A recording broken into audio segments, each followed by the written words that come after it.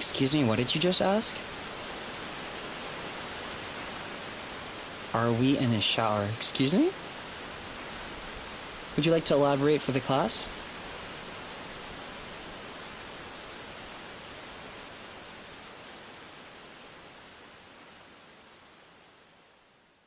My name is Florbo.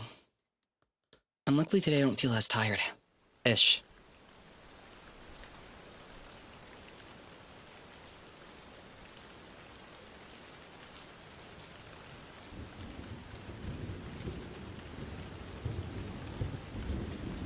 Not until marriage. That's what I'm saying, see? Yeah, you get it. Wait, let me close. I have everything closed out.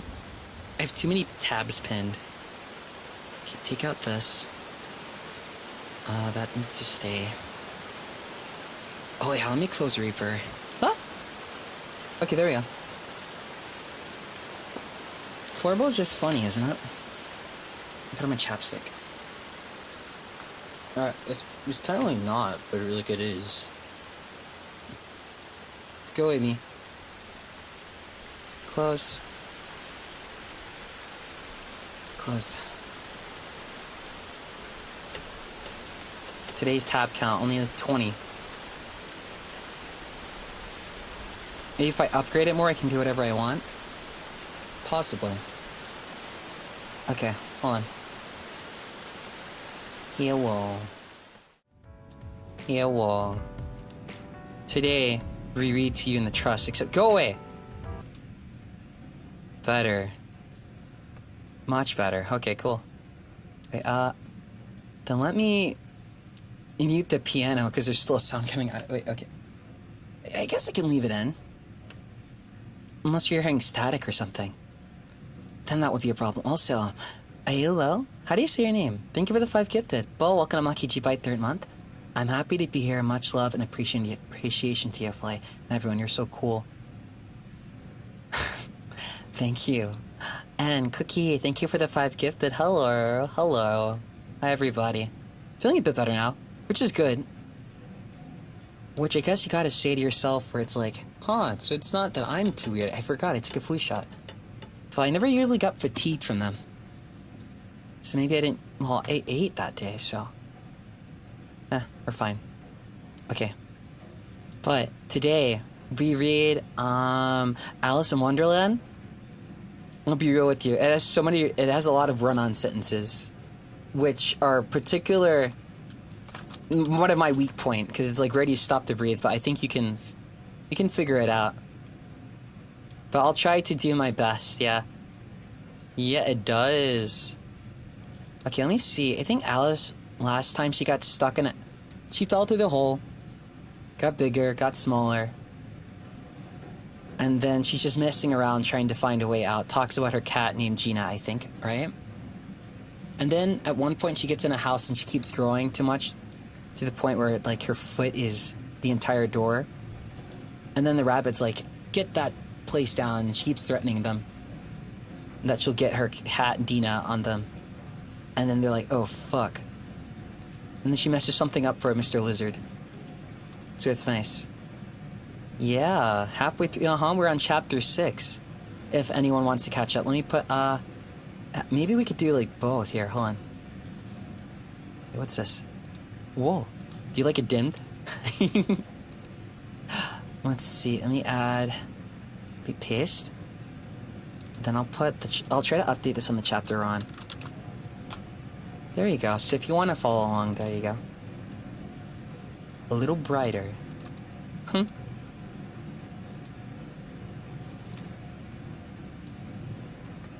Wee. Yeah, so you can sleep. Good thing for you.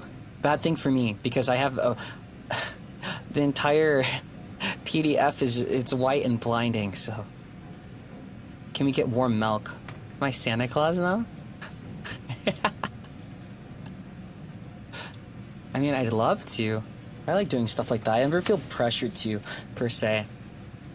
Because when I really don't want to do something, I don't do it, which can be a blessing and also a curse. Right? But it's something.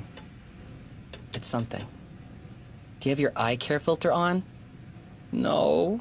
I just have my eyes. I have a red light filter thingy. You mean like blue light glasses? Santa. I remember being so excited for that. Okay, that works. Also, I got these ear monitors upgraded again, so it's like now my old usual one, so that's good. So now my ears should be in good quality. And I can hear. Sort of. Unless you turn around. Wait. Hello? Yeah, if I speak like here, then it sounds like I'm behind you. Yeah, something like that. That's cool. But today, we read, we have fun, yum yum yum, sit back, relax. Probably on this stream I won't be too loud unless something makes me yelp, right? So, there's that. I think the mic should be good to go. I'll start reading in a sec. Did you guys have a good day? I got some work done today, but I still have a bunch to go. I think after this, I'm going to get back to recording for Hockey G-Bite and just singing in general. But then I had to be prepared tomorrow because I have meetings, and then... Wait, yeah, I have a meeting, and then there's like another meeting or something. I don't get it. Then, Thursday, I forgot what... I forgot. Was it Thursday? Friday? Friday? Huh.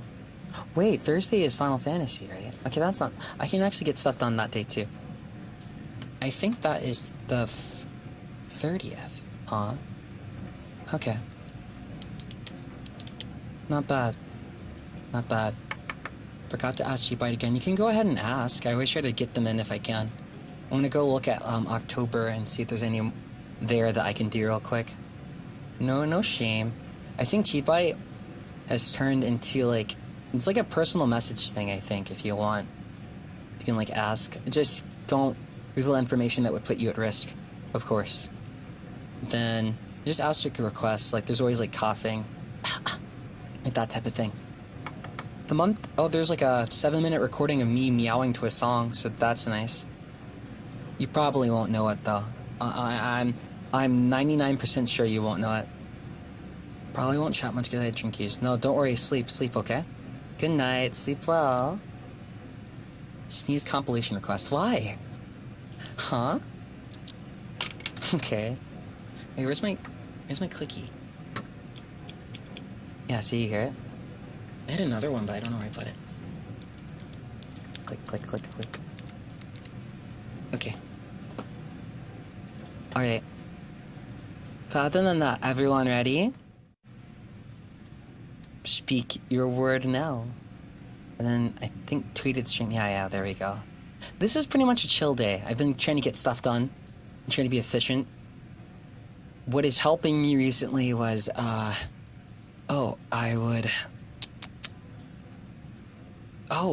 put like mini alarms on my phone, but it's like, okay, at 3:30, you need to start on this. And it sort of worked, actually. Courage? Yeah, you could ask. Ready to pass out. I assume that's very good. Thank you. Well, please enjoy.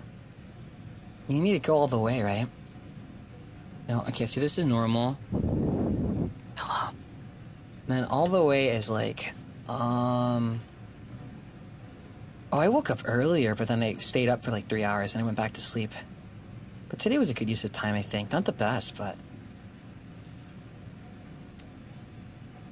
Okay, that's level 2.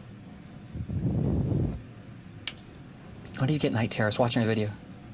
I mean, I hope it would help. I hope it would help.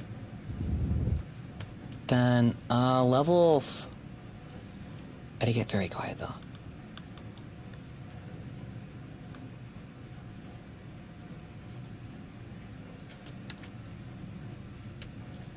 Oh.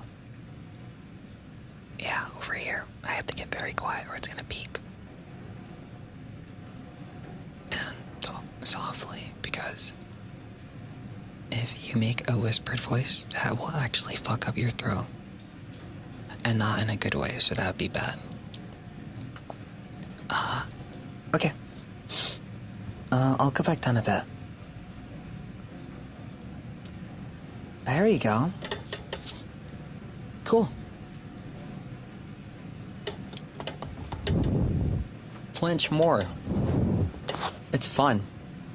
Now that this ear monitor is upgraded, it feels nice when it's in the ear, so now I want to do it for myself. I don't know how to describe it. It just actually feels like there's wind. Okay. Alright. Oh no. This is not double spaced. Whatever. Okay. Wait, I need to get an image, right, so people know when it starts. What image shall I use this time? Oh, we can use the one I drew today. This was in Paint Tool Psi. Okay. If you zoom in close, you can see all the mistakes stuff, but that's like almost anything. With anyone. Okay. Alright. And let me put this here, and then we should be good to go.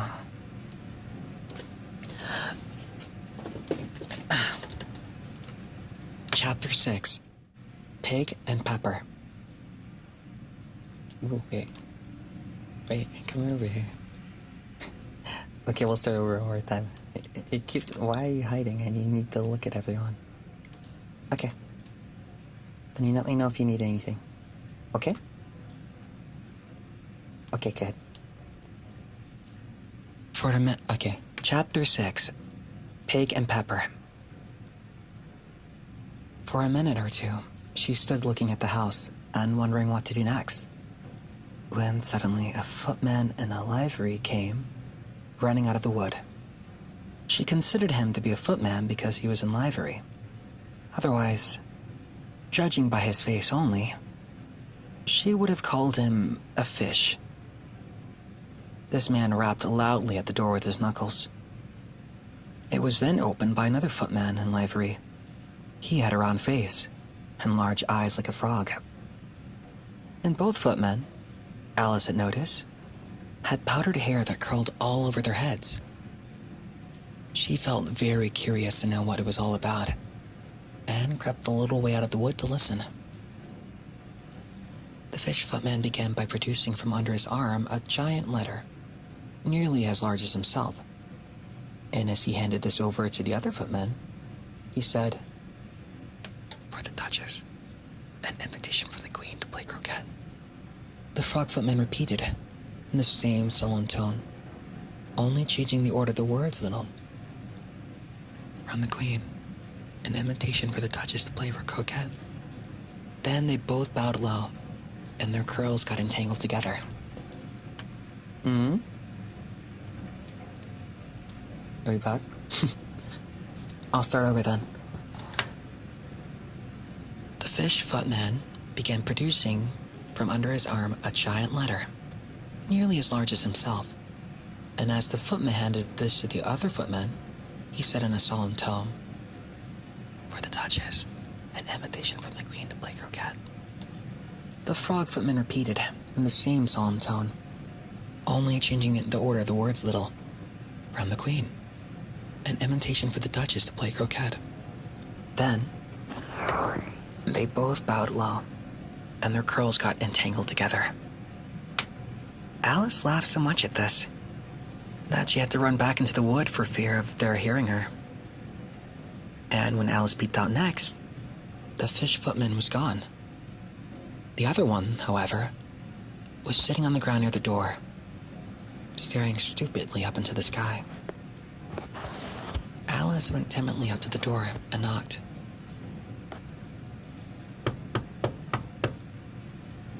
"There's no sort of use in knocking," said the footman. "And that was for 2 reasons. First, because I'm on the same side of the door as you are. Secondly, because they're making such a noise inside no one could possibly hear you." And certainly there was a most extraordinary noise going on within. A constant howling and sneezing. And every now and then, a great crash. As if it's the sound of a dish or kettle had been broken into pieces. "Please then," said Alice, "how am I to get in?" "There might be some sense in your knocking," and the footman went on without attending to her. "If we had the door between us, for instance, if you were inside, you might knock, and I could let you out, you know." He was looking up into the sky all the time he was speaking. And this Alice thought decidedly uncivil. But perhaps he can't help it, she said to herself. The eyes are so very nearly the top of his head. But, at any rate, he might answer questions. How am I to get in? She repeated aloud. Well, I shall sit here, the footman remarked. Till tomorrow. At this moment, the door of the house opened, and a large plate came skimming out, straight at the footman's head. It just grazed his nose, and broke to pieces against one of the trees behind him. Or next day, maybe. The footman, however, continued in that same solemn tone, exactly as if nothing had happened. Well, how am I to get in? Asked Alice again, in a louder tone. Are you to get in at all? Said the footman. That's the first question, you know. It was no doubt. Only Alice did not like to be told this truth. It's really dreadful, she muttered to herself. The way all the creatures argue, it's enough to drive one crazy. The footman seemed to think this is a good opportunity for repeating his remark, with variations. Well, I shall sit here, he said, on and off, for days and days. But what am I to do? Said Alice. Anything you like, said the footman, and he began whistling. Oh, there's no use in talking to him, said Alice desperately. He's perfectly idiotic. Then she opened the door and went in. The door led right into a large kitchen, which was full of smoke from one end to the other. The Duchess was sitting on a three-legged stool in the middle, nursing a baby. The cook was leaning over the fire, stirring a large cauldron which seemed to be full of soup. There's certainly too much pepper in that soup, Alice said to herself. As well as she could, for sneezing. There was certainly too much of the pepper in the air. Even the Duchess sneezed occasionally, and as for the baby, it was sneezing, howling, alternately, without a moment's pause. The only things in the kitchen that did not sneeze were the cook, a large cat which was sitting on the hearth, grinning from ear to ear, and a large cat. Oh my god, it's him. Please, would you tell me? Said Alice, a little timidly, for she was not quite sure whether it was good manners for her to speak first. Why your cats grin like that? It's Cheshire cat, said the Duchess, and that's why. Pig. She said the last word with such sudden violence that Alice quite jumped. But she saw in another moment that it was addressed to the baby and not to her. So, she took courage and went on again. I didn't know that Cheshire cats always grinned. In fact, I didn't know that cats could grin. They all can, said the Duchess, and most of them do. Well, I don't know any of them that do, Alice said very politely, feeling quite pleased to have gotten to a conversation. Well, you don't know much, said the Duchess, and that's a fact. Alice did not at all like the tone of her remark, and thought it would be well to introduce some other subject for conversation. While she was trying to fix on one, the cook took the cauldron of soup off the fire, and at once set to work throwing everything within her reach at the Duchess and the baby. First came the fire irons. Then they threw a shower of saucepans. Cauldron of soup off the fire, and at once set to work throwing everything within her reach at the Duchess and the baby. Oops. I read it wrong. Okay, let's keep going. The cauldron of soup off the fire. The Duchess took no notice of them, even though when they hit her, the baby was howling so much already that it was quite impossible to say whether the blows hurt it or not. Oh, please mind what you're doing, cried Alice, jumping up and down in agony of terror. Oh, there goes his precious nose, as an unusually large saucepan flew close by it, and very nearly carried it off. If everyone minded their own business, the Duchess said in a hoarse growl, the world would go round a deal faster than it does. Which would not be an advantage, said Alice, who felt very glad to get an opportunity of showing off her little knowledge. Just think of what would work if we would make the day and night. You see, the Earth takes 24 hours to turn around on its axis. Talking of axis, said the Duchess, chop off her head. Alice glanced rather anxiously at the cook to see if she meant to take the hint, but the cook was busily stirring the soup and seemed not to be listening. So she went on again. 24 hours, I think. Or is it 12? Oh, don't bother me, said the Duchess. I can never abide figures. And with that, she began nursing her child again, singing a sort of lullaby to it as she did so, and giving it a violent shake at the end of every line. Speak roughly to your little boy, and beat him when he sneezes. He only does it to annoy, because he knows it teases. Chorus, in which the cook and the baby joined. Wow, wow, wow.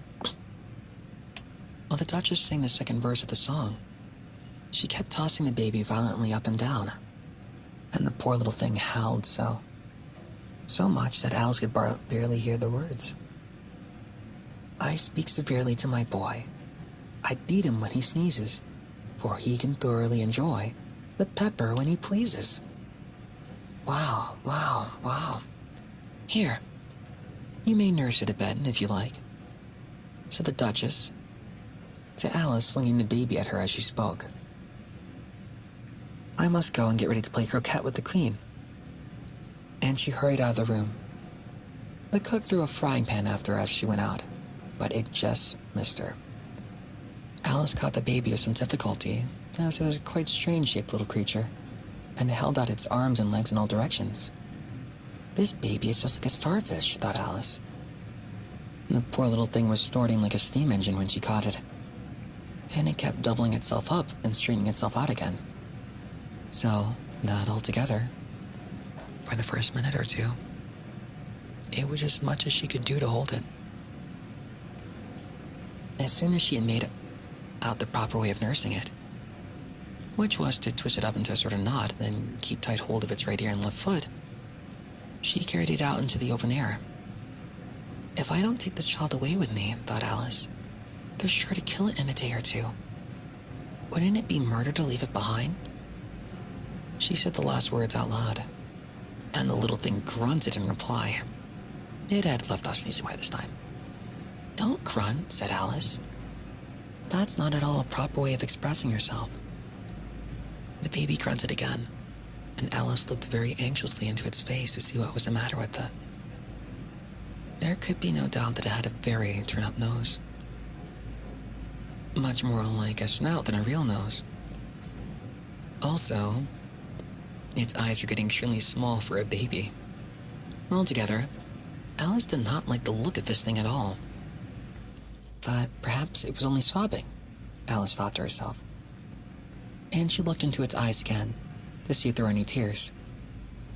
No, there were no tears. If you're going to turn into a pig, my dear, said Alice, seriously, I'll have nothing more to do with you, mind now. The poor little baby sobbed again, or grunted. It was impossible to say which. And then they went on for some while in silence. Alice was just beginning to think to herself, now, what am I to do with this creature when I get home? Ooh. What the? Hold on. I lost my place.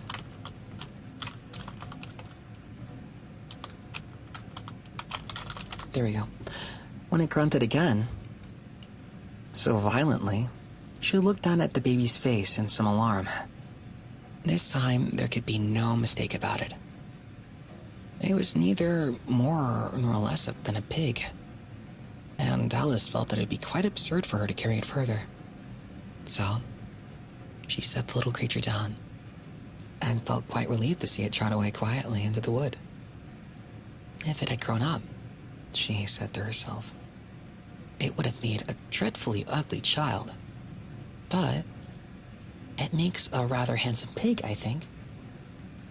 And Alice then began thinking over every other children she knew, who might do very well as pigs. And she went on to talk to herself. If one only knew the right way to change them. But then, she was a little startled by seeing the Cheshire Cat sitting on a bough of a tree a few yards off. The cat only grinned when it saw Alice. This Cheshire Cat, it looked good-natured, she thought. Still, it had very long claws and a great many teeth. So, she felt it ought to be treated with respect. Cheshire Puss, she began, rather timidly, as she did not at all know whether it could be like the name. It would like the name. However, it only grinned wider. Okay, come. It's pleased so far, thought Alice, and she went on. Would you tell me, please, which way I ought to go from here? That depends a good deal on where you want to go, said the cat. I don't much care where, said Alice. Then it doesn't matter which way you go, said the cat. So long as I get somewhere, Alice added as an explanation. Oh, you're sure to do that, said the cat. If you only walk long enough. Alice felt that this could not be denied, so she tried another question. What sort of people live about here? In that direction, the cat said, weaving its right paw around. In that direction lives a hatter. And in that direction, waving the other paw, lives a March hare. Is it either you like? They're both mad. But I don't want to go among mad people, Alice remarked. Oh, you can't help that, said the cat. We're all mad here. I'm mad. You're mad. Well, how do you know I'm mad, said Alice. Well, you must be, said the cat. Or you wouldn't have come here. Alice didn't think that proved it at all. However, she went on. And how do you know that you're mad? To begin with, said the cat, a dog's not mad. You grant that? I suppose so. Well then, the cat went on. You see, a dog growls when it's angry and wags its tail when it's pleased. Now I growl when I'm pleased and wag my tail when I'm angry. Therefore, I'm mad. I call it purring, not growling, said Alice. Call it what you like, said the cat. Do you play croquet with the Queen today? I should like it very much, said Alice, but I haven't been invited yet. You'll see me there, said the cat, and vanished again. Alice waited a little, half expecting to see it again, but it did not appear, and after a minute or two she walked on in the direction in which the March hare was said to live. I've seen hatters before, she said to herself. The March hare will be the most interesting, and perhaps, as this may, it won't be raving mad. At least, not so mad as it was in March. As she said this, she looked up, and there was that cat again, sitting on a branch of a tree. Did you say pig or fig? Said the cat. I said pig, replied Alice. And I wish you wouldn't keep appearing and vanishing so suddenly. You make one quite giddy. All right, said the cat. And this time it vanished quite slowly, beginning with the end of the tail, then ending with the grin, which remained some time after the rest of it had gone. Well, I've often seen a cat without a grin, thought Alice. But a grin without a cat, it's the most curious thing I ever saw in my life. She had not gone much farther before she came in sight of the house of the March hare. She thought it must be the right house, because the chimneys were shaped like ears, and the roof was thatched with fur. It was so large a house that she did not like to go near her till she had nibbled on some more at the left-hand bit of a mushroom, and raised herself about 2 feet high. Even then, Alice then walked up towards it timidly, saying to herself, "Suppose it should be raving mad after all. I almost wish I'd gone to see the Hatter instead."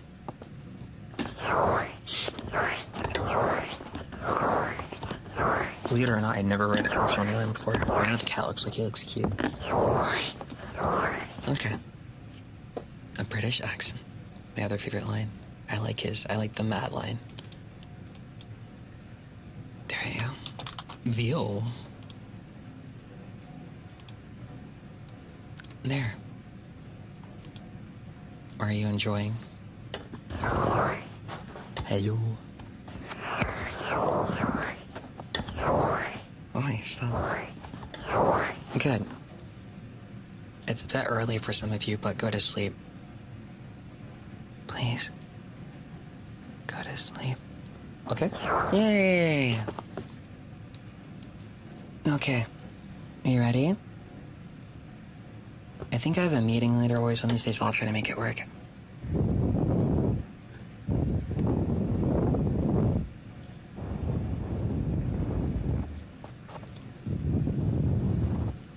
Okay. Good. Go to sleep if you can. Anyways. Alright, ready? Chapter 7. A Mad Tea Party. There was a table set out under a tree in front of the house, and the March Hare and the Hatter were having tea at it. A dormouse was sitting between them, fast asleep, and the other two were using it as a cushion, resting their elbows on it, and talking over its head. Very uncomfortable for the dormouse, thought Alice. Only, as it's asleep, I suppose it doesn't mind. The table they were at was a large one, but the three were all crowded together at one corner of it. No room, they cried out when they saw Alice coming. There's plenty of room, said Alice indignantly, and she sat down in a large armchair at one end of the table. Well, have some wine, the March Hare said in an encouraging tone. Alice looked all around the table, but there was nothing on it but tea. I don't see any wine, she remarked. There isn't any. Then it wasn't very civil of you to offer it, said Alice angrily. It wasn't very civil of you to sit down without being invited, said the March Hare. I didn't know it was your table, said Alice. It's laid for a great many more than 3. Your hair wants cutting, said the Hatter. He had been looking at Alice for quite some time with great curiosity, and this was his first speech. You should learn not to make personal remarks, Alice said with some severity. It's very rude. The Hatter opened his eyes wide in response upon hearing this. But all he said was, "Why is a raven like a writing desk?" Come, we shall have some fun now, thought Alice. I'm glad they've begun to ask riddles. I believe I can guess that one, she added aloud. You mean you think you can find the answer to it? Said the March Hare. Exactly so, said Alice. Then you should say what you mean, the March Hare went on. I do. Alice hastily replied. At least, I mean what I say. That's the same thing, you know. Not the same thing a bit, said the Hatter. You might just as well say that I see what I eat. It's the same thing as I eat what I see. You might just as well say, added the March Hare, that I like what I get is the same thing as I get what I like. You might just as well say, added the Dormouse, who seemed to be talking in his sleep, that I breathe when I sleep is the same thing as I sleep when I breathe. It is the same thing with you, said the Hatter. And here the conversation dropped, and the party sat silent for a minute. Alice thought over all she could to remember about ravens and writing desks. It wasn't much. The Hatter was the first to break the silence. "What day of the month is it?" he said, turning to Alice. He had taken his watch out of his pocket and was looking at it uneasily, shaking it every now and then and holding it to his ear. Alice considered a little and then said, "The 4th. 2 days wrong," sighed the Hatter. "I told you butter wouldn't suit the works." He added, looking angrily at the March Hare. "It was the best butter," the March Hare meekly replied. "Yes, but some crumbs must have gotten in as well," the Hatter grumbled. "You shouldn't have put it in with a bread knife." The March Hare took the watch and looked at it gloomily. Then he dipped it into his cup of tea and looked at it again. But he could think of nothing better to say than his first remark. "It was the best butter, you know." Alice had been looking over his shoulder with some curiosity. "What a funny watch," he remarked. "It tells the day of the month and doesn't tell what o'clock it is." "What o'clock it is?" "Why should I?" muttered the Hatter. "Does your watch tell you what year it is?" "Of course not," Alice replied, very readily. "But that's because it stays the same year for such a long time together." "Which is just the case with mine," said the Hatter. Alice felt dreadfully puzzled. The Hatter's remark seemed to have no sort of meaning to it. And yet, it was certainly English. "I don't quite understand you," she said, as politely as she could. "Well, the dormouse is asleep again," said the Hatter. And he poured a little hot tea upon its nose. The dormouse shook its head impatiently and said, without opening its eyes, Of course. Just what I was going to remark myself." "Have you guessed the riddle yet?" the Hatter said, turning to Alice again. "No. I give it up," Alice replied. "What's the answer?" "I haven't the slightest idea," said the Hatter. "Nor I," said the March Hare. Alice sighed wearily. "I think you might do something better with the time," she said, "than waste it in asking riddles that have no answers." "Well, if you knew time as well as I do," said the Hatter, "you wouldn't talk about wasting it. It's him." "I don't know what you mean," said Alice. "Of course you don't," the Hatter said, tossing his head contentiously. "I dare say you never even spoke to time." "Perhaps not," Alice cautiously replied. "But I know I have to beat time when I learn music." "Ah, that accounts for it," said the Hatter. "He won't stand beating. Now, if you only kept on good terms with him, he'd do almost anything you liked with the clock. For instance, suppose it were 9 o'clock in the morning. Just time to begin lessons. You'd only have to whisper a hint to time, and round goes the clock in a twinkling. 1:30, time for dinner." "I only wish it was," the March Hare said to itself in a whisper. "That would be grand, certainly," said Alice, thoughtfully. "But then, I shouldn't be hungry for it, you know." Not at first, perhaps," said the Hatter.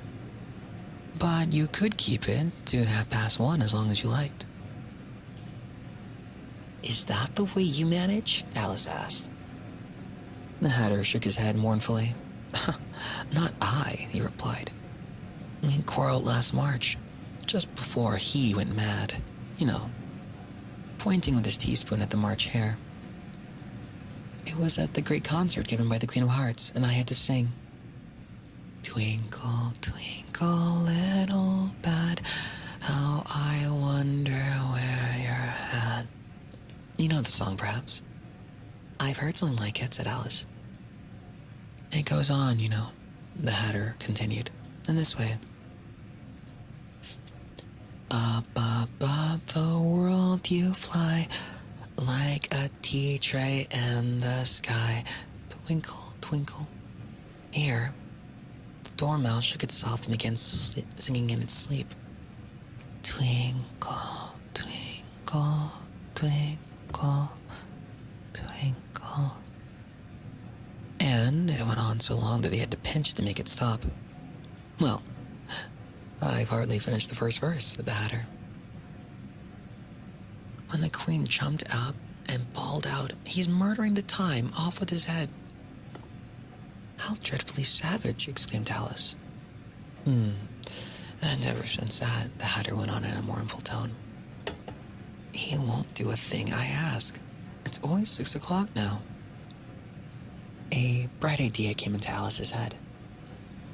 "Is that the reason so many tea things are put out of here?" she asked. "Yes, that's it," said the Hatter with a sigh. "It's always tea time, and we've no time to wash the thing between whiles." "Then you keep moving around, I suppose," said Alice. "Exactly so," said the Hatter, "as things get used up." "But what happens when you come to the beginning again?" Alice ventured to ask. Suppose we change the subject, the march," Hare interrupted, yawning. "I'm getting tired of this. I thought the young lady tell us a story." "I'm afraid I don't know one," said Alice, rather alarmed at the proposal. "Then the dormouse shall," they both cried. "Wake up, dormouse," as they pinched on it on both sides at once. The dormouse slowly opened his eyes. "I wasn't asleep," he said in a hoarse, feeble voice. "I heard every word that you fellas were saying." "Tell us a story," said the March Hare. "Yes, please do," pleaded Alice. "And be quick about it," added the Hatter, "or you'll be asleep again before it's done." "All right. Once upon a time, there were 3 little sisters." The dormouse began in a great hurry. "And their names are Elsie, Lacey, and Tilly. And they all lived at the bottom of a well." "What did they live on?" said Alice, who always took a great interest in questions of eating and drinking. "They lived on treacle," said the dormouse, after thinking a minute or two. "Then they couldn't have done that, you know," Alice gently remarked. "They'd have been ill." "So they were," said the dormouse. "Very ill." Alice tried to fancy herself to what such extraordinary ways of living that would be like, but it puzzled her too much. And so Alice went on. "But why did they live at the bottom of a well?" "Take some more tea," the March Hare said to Alice very earnestly. "I've had nothing yet," Alice replied in an offended tone. "So I can't take more." "You mean you can't take less?" said the Hatter. "It's very easy to take more than nothing." "Nobody asked your opinion," said Alice. "Who's making personal remarks now?" the Hatter asked triumphantly. Alice did not quite know what to say to this, so she helped herself to some tea and bread and butter. Then, turning to the dormouse, Alice then repeated her question. "Why did they live at the bottom of a well?" The dormouse again took a minute or two to think about it, and then said, "It was a treacle well." "There's no such thing." Alice was beginning very angrily, but the Hatter and the March Hare went, "Shh, shh, go to sleep, okay?" And the dormouse sulkily remarked, "If you can't be civil, you'd better finish the story by yourself." "No, please go on," Alice said very humbly. "I won't interrupt again. I dare say there may be one." "One indeed," said the dormouse indignantly. However, he consented to go on. "And so, these 3 little sisters, they were learning to draw, you know." "What did they draw?" said Alice, quite forgetting her promise. "Treacle," said the dormouse, without considering at all at the time. "I want a clean cup," interrupted the Hatter. "Let's all move one place on," He moved on as he spoke, and the dormouse followed him. The March Hare moved into the dormouse's place, and Alice rather unwillingly took the place of the March Hare. The Hatter was the only one who got any advantage in the change, and Alice was a good deal worse off than before, as the March Hare had just upset the milk jug into his plate. Alice, on her end, did not wish to offend the dormouse again, so she began very cautiously. But I don't understand. Where did they draw the treacle from? Well, you can draw water out of the water well, said the Hatter. So I should think you can draw a treacle out of a treacle well. Stupid. But they were in a well, Alice said to the dormouse, not choosing to notice his last remark about her. Of course they were, said the dormouse. Well, in. This answer so confused poor Alice that she let the dormouse go on for some time without interrupting it.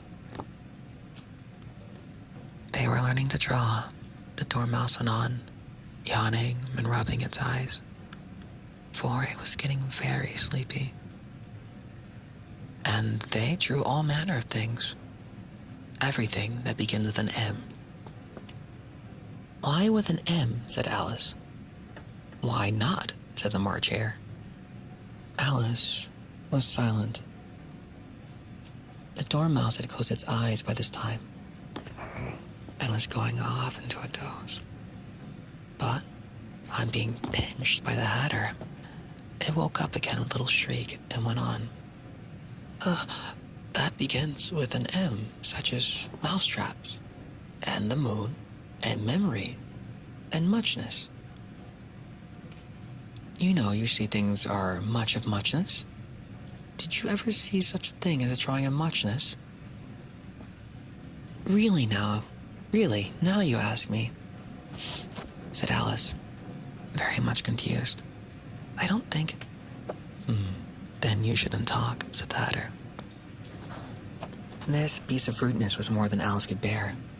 Alice then got up in great disgust and walked off.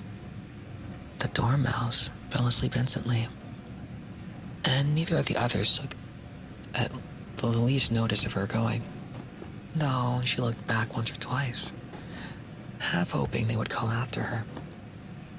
The last time she saw them, they were trying to put the dormouse into the teapot. At any rate, I'll never go there again, said Alice, as she picked her way through the wood. It's the stupidest tea party I was ever at in all my life. Just as she said this, she noticed that one of the trees had a door leading right into it. That's very cautious, she thought. But everything's curious today. I think I may as well go in at once. And so Alice went. Once more, she found herself in a long hall, and close to the little glass table. Now I'll manage better this time, she said to herself, and began by taking the little golden key, and she unlocked the door that led into the garden. Then Alice went to work nibbling at the mushroom. She then kept the piece of it in her pocket till she was about a foot high. Then she walked down the little passage, and then she found herself at last in the beautiful garden, among the bright flower beds and the cool fountains. That was chapter 7. Fall asleep if you can. If not, don't worry about it. I'm just teasing. There we go. Go to sleep. Yeah, go to sleep, go to sleep, go to sleep. Let me get water while I'm at on. What makes you flinch?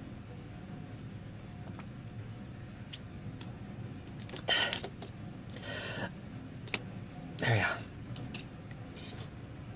This?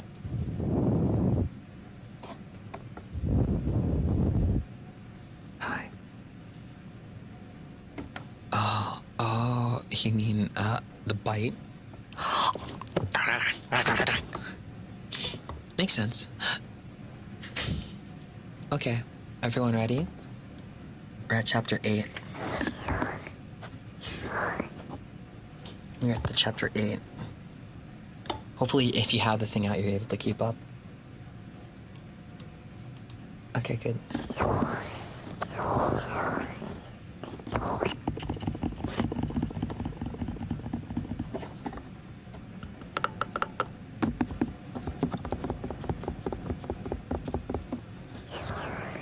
You guys gonna be okay?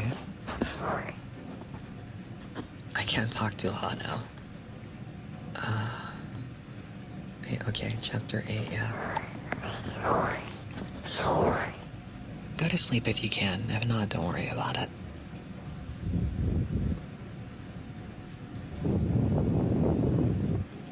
Ticklish. Okay, ready? We good?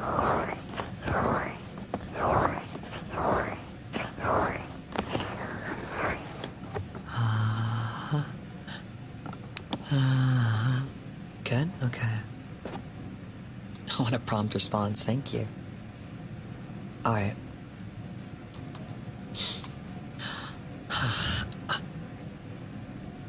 Chapter 8. Also check your posture while you're at it.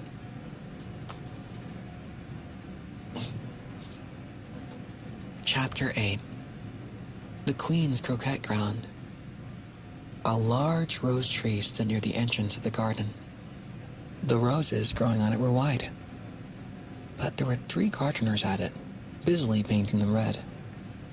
Alice, seeing this, thought this to be a very curious thing, and she went nearer to watch them.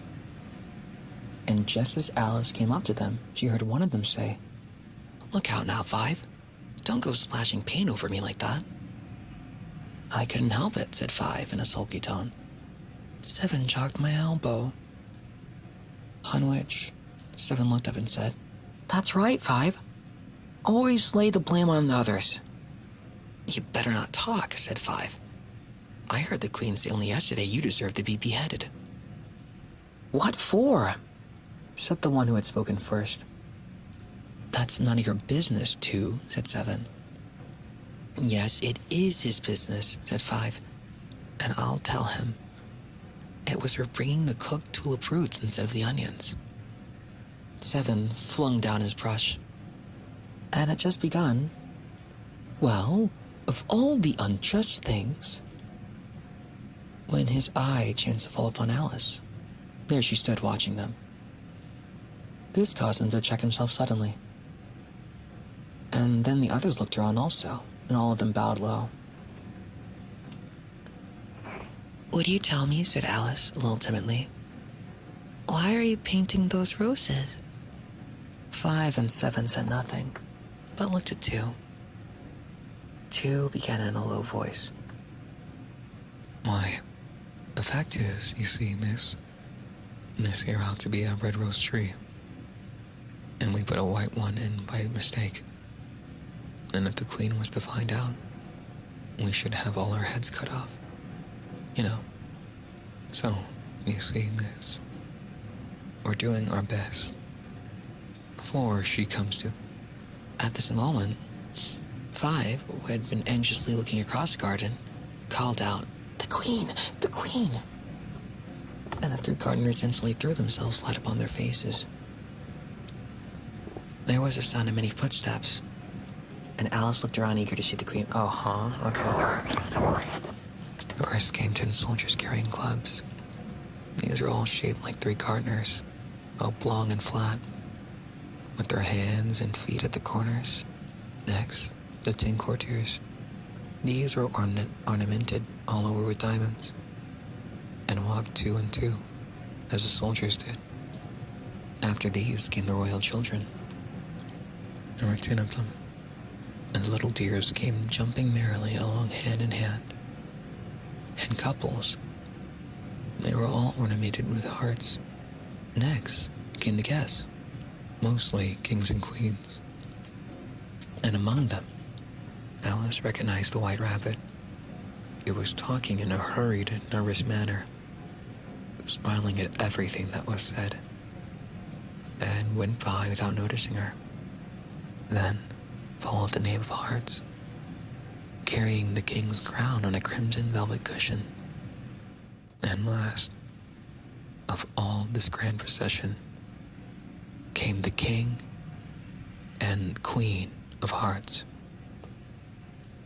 Alice was rather doubtful whether she ought not to lie down on her face like the three Cardiners. But she could not remember ever having heard of such a rule at processions. And besides, what would be the use of a procession?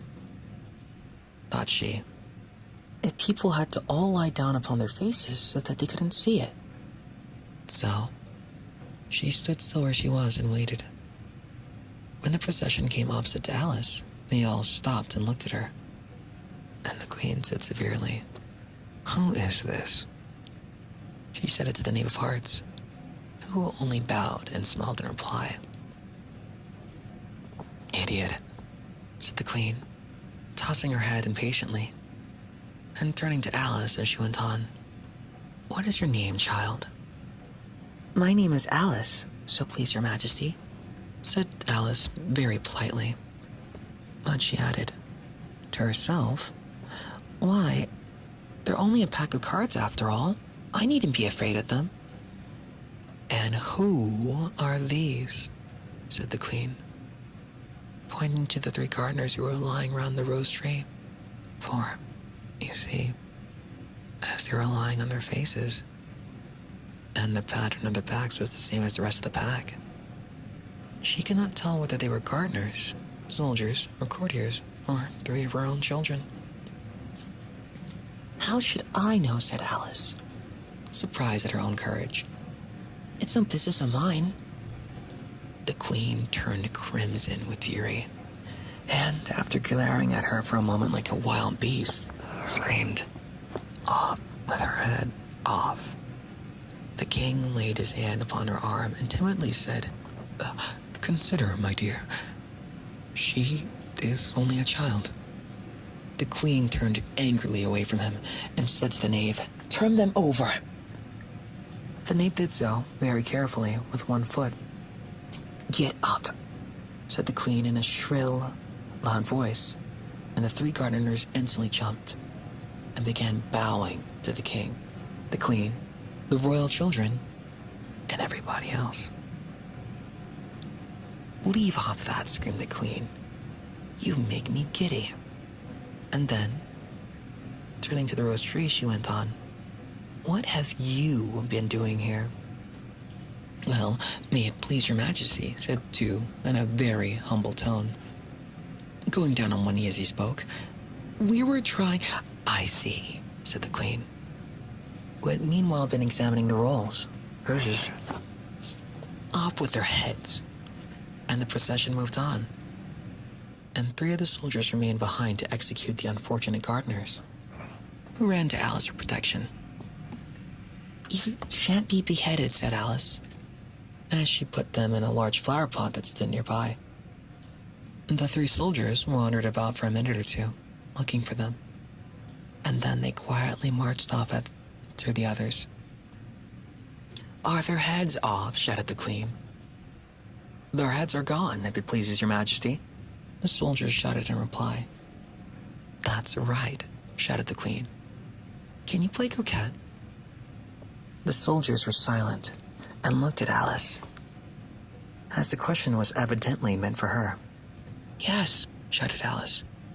"Come on, then," roared the queen, and Alice joined the procession, wondering very much what would happen next.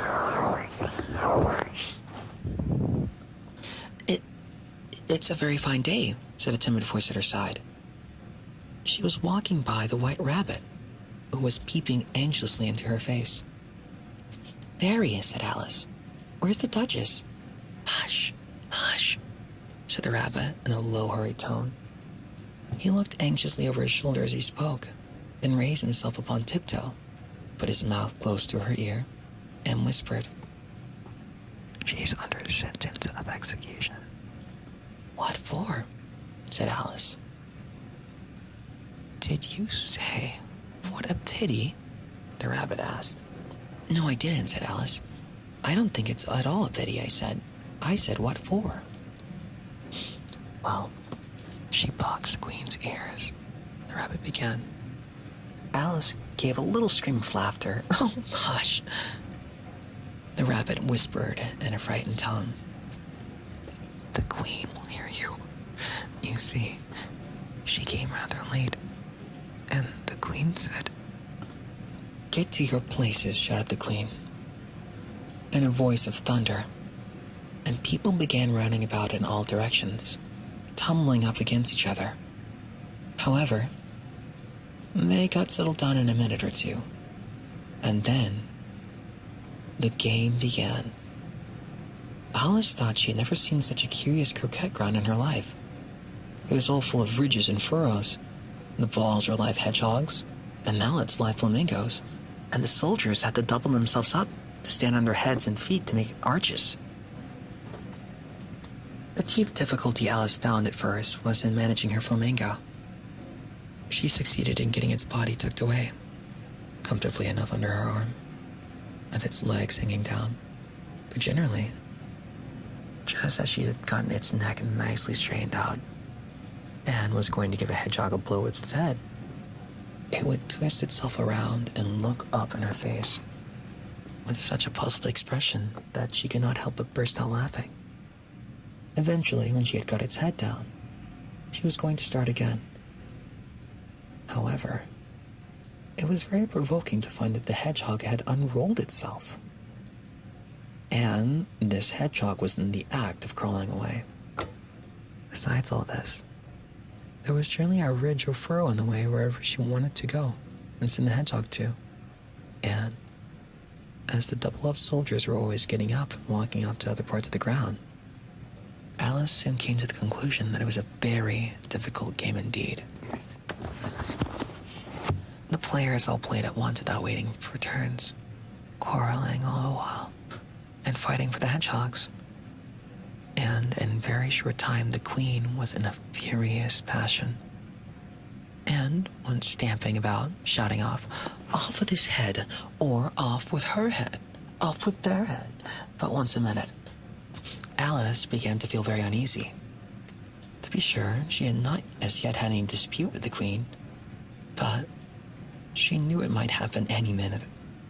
And then, she thought, what would become of me? They're dreadfully fond of beheading people here. The great wonder is that there's anyone left alive. Alice was looking about for some way of escape, and wondering whether she could get away without being seen, when she had noticed a curious appearance in the air. It puzzled her very much at first, but after watching it a minute or two, she made it out to be a grin, and she said it to herself. It's the Cheshire Cat. Now I shall have somebody to talk to. How are you getting on? Said the cat, as soon as there was a mouth enough for it to speak. Alice waited till the eyes appeared and then nodded. It's no use speaking to it, she thought, till its ears have come, or at least one of them. In another minute, the whole head appeared, and then Alice put down her flamingo and began on account of the game.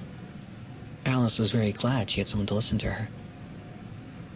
The cat seemed to think that there was enough of it now in sight, and no more of its body appeared. I don't think they play it all fairly, Alice began, in a rather complaining tone. And they all quarrel so dreadfully one can't hear oneself speak. And they don't seem to have any rules in particular. At least, if there are, nobody attends to them. And you've no idea how confusing it is for all the things being alive. For instance, there's the arc I've got to go through, and then the next one walking about the other end of the ground. I should have croqueted the queen's hedgehog just right now and only ran it away when it saw mine coming, Alice said. How do you like the queen? Said the cat in a low voice. Not at all, said Alice. She's so extremely... Just then, she noticed the queen was close behind her, listening. So she went on, likely to win, that it's hardly worthwhile finishing the game. The queen smiled and passed on. Ooh, are you talking to? Said the king, going up to Alice and looking at the cat's head with great curiosity. It's a friend of mine, a Cheshire cat, said Alice. Allow me to introduce it. I don't like the look of it at all, said the king. However, it may kiss my hand if it likes. I'd rather not, the cat remarked. Don't be impertinent, said the king. And don't look at me like that. He got behind Alice as he spoke. A cat may look at a king, said Alice. I've read that in some book, but I don't remember where. Well, it must be removed, said the king very decidedly. And he called the queen, who was passing at the moment. My dear, I wish you had had this cat removed. The queen, however, had only one way of settling all difficulties, great or small. Off with his head, she said, without even looking around. I'll fetch the executioner myself, said the king eagerly, and he hurried off. Alice thought she might as well go back and see how the game was going on, as she heard the queen's voice in the distance screaming with passion.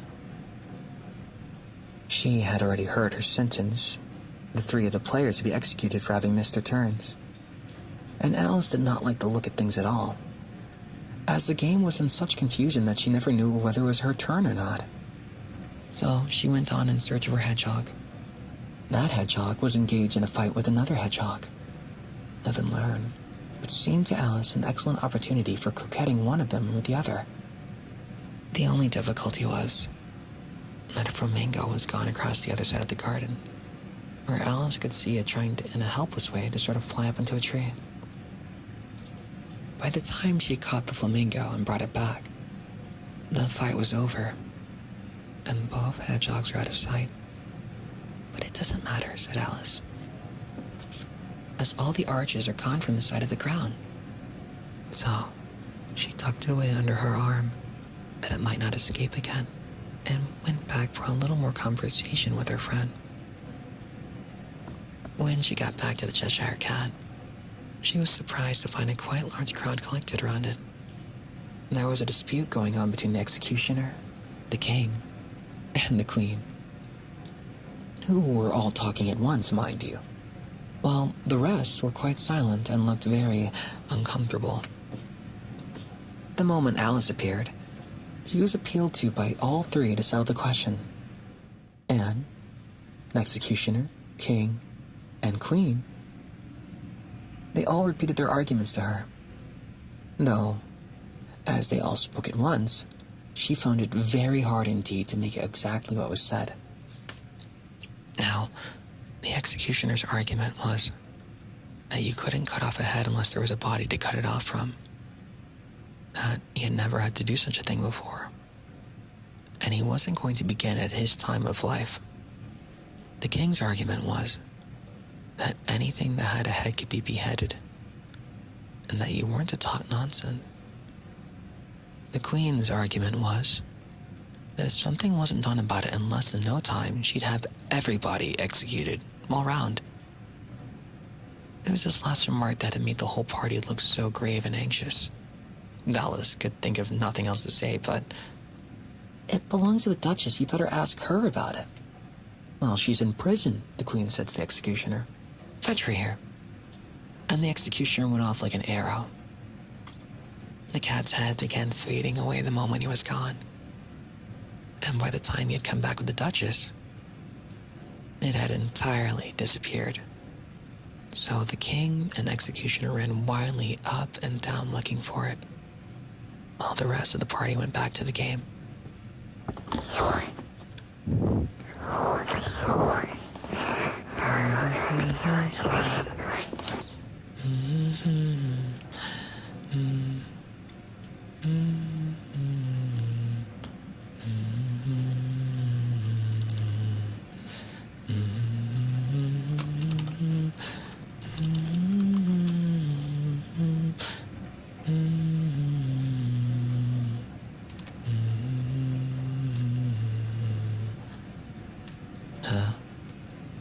You doing okay? You can move over here. Yeah, you like calming? Do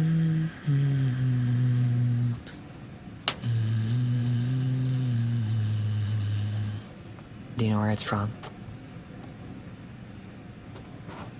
It might be hard to guess. Gotta sleep. What about you? I'm okay. I'm expecting my stomach to make like a grumble of some sort eventually. Do it again.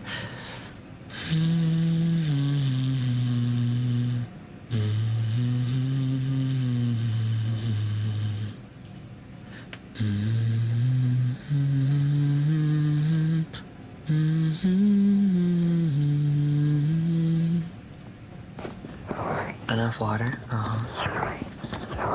If anything, I wish I had a green apple.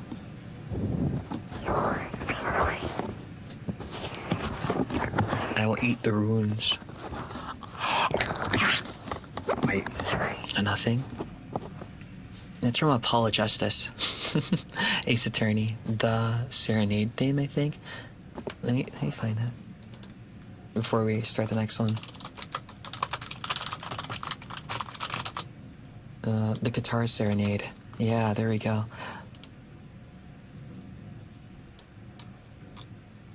Sugar, sugar, oh, that night in your embrace, when you stole away the keys, my heart held on to so tight. Pleasure. I don't know the. Fuck, it's hard. I don't know. The beginning is like that. Sugar, sugar, 腕に抱かれて心の鍵は今盗まれた Apollo Justice. Apollo Justice, Ace Attorney.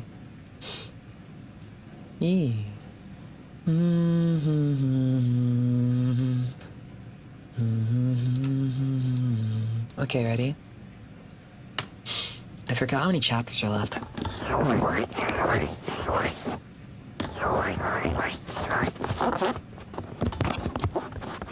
You're silly. This thing's silly.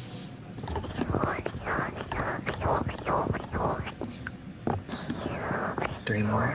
Are you ready?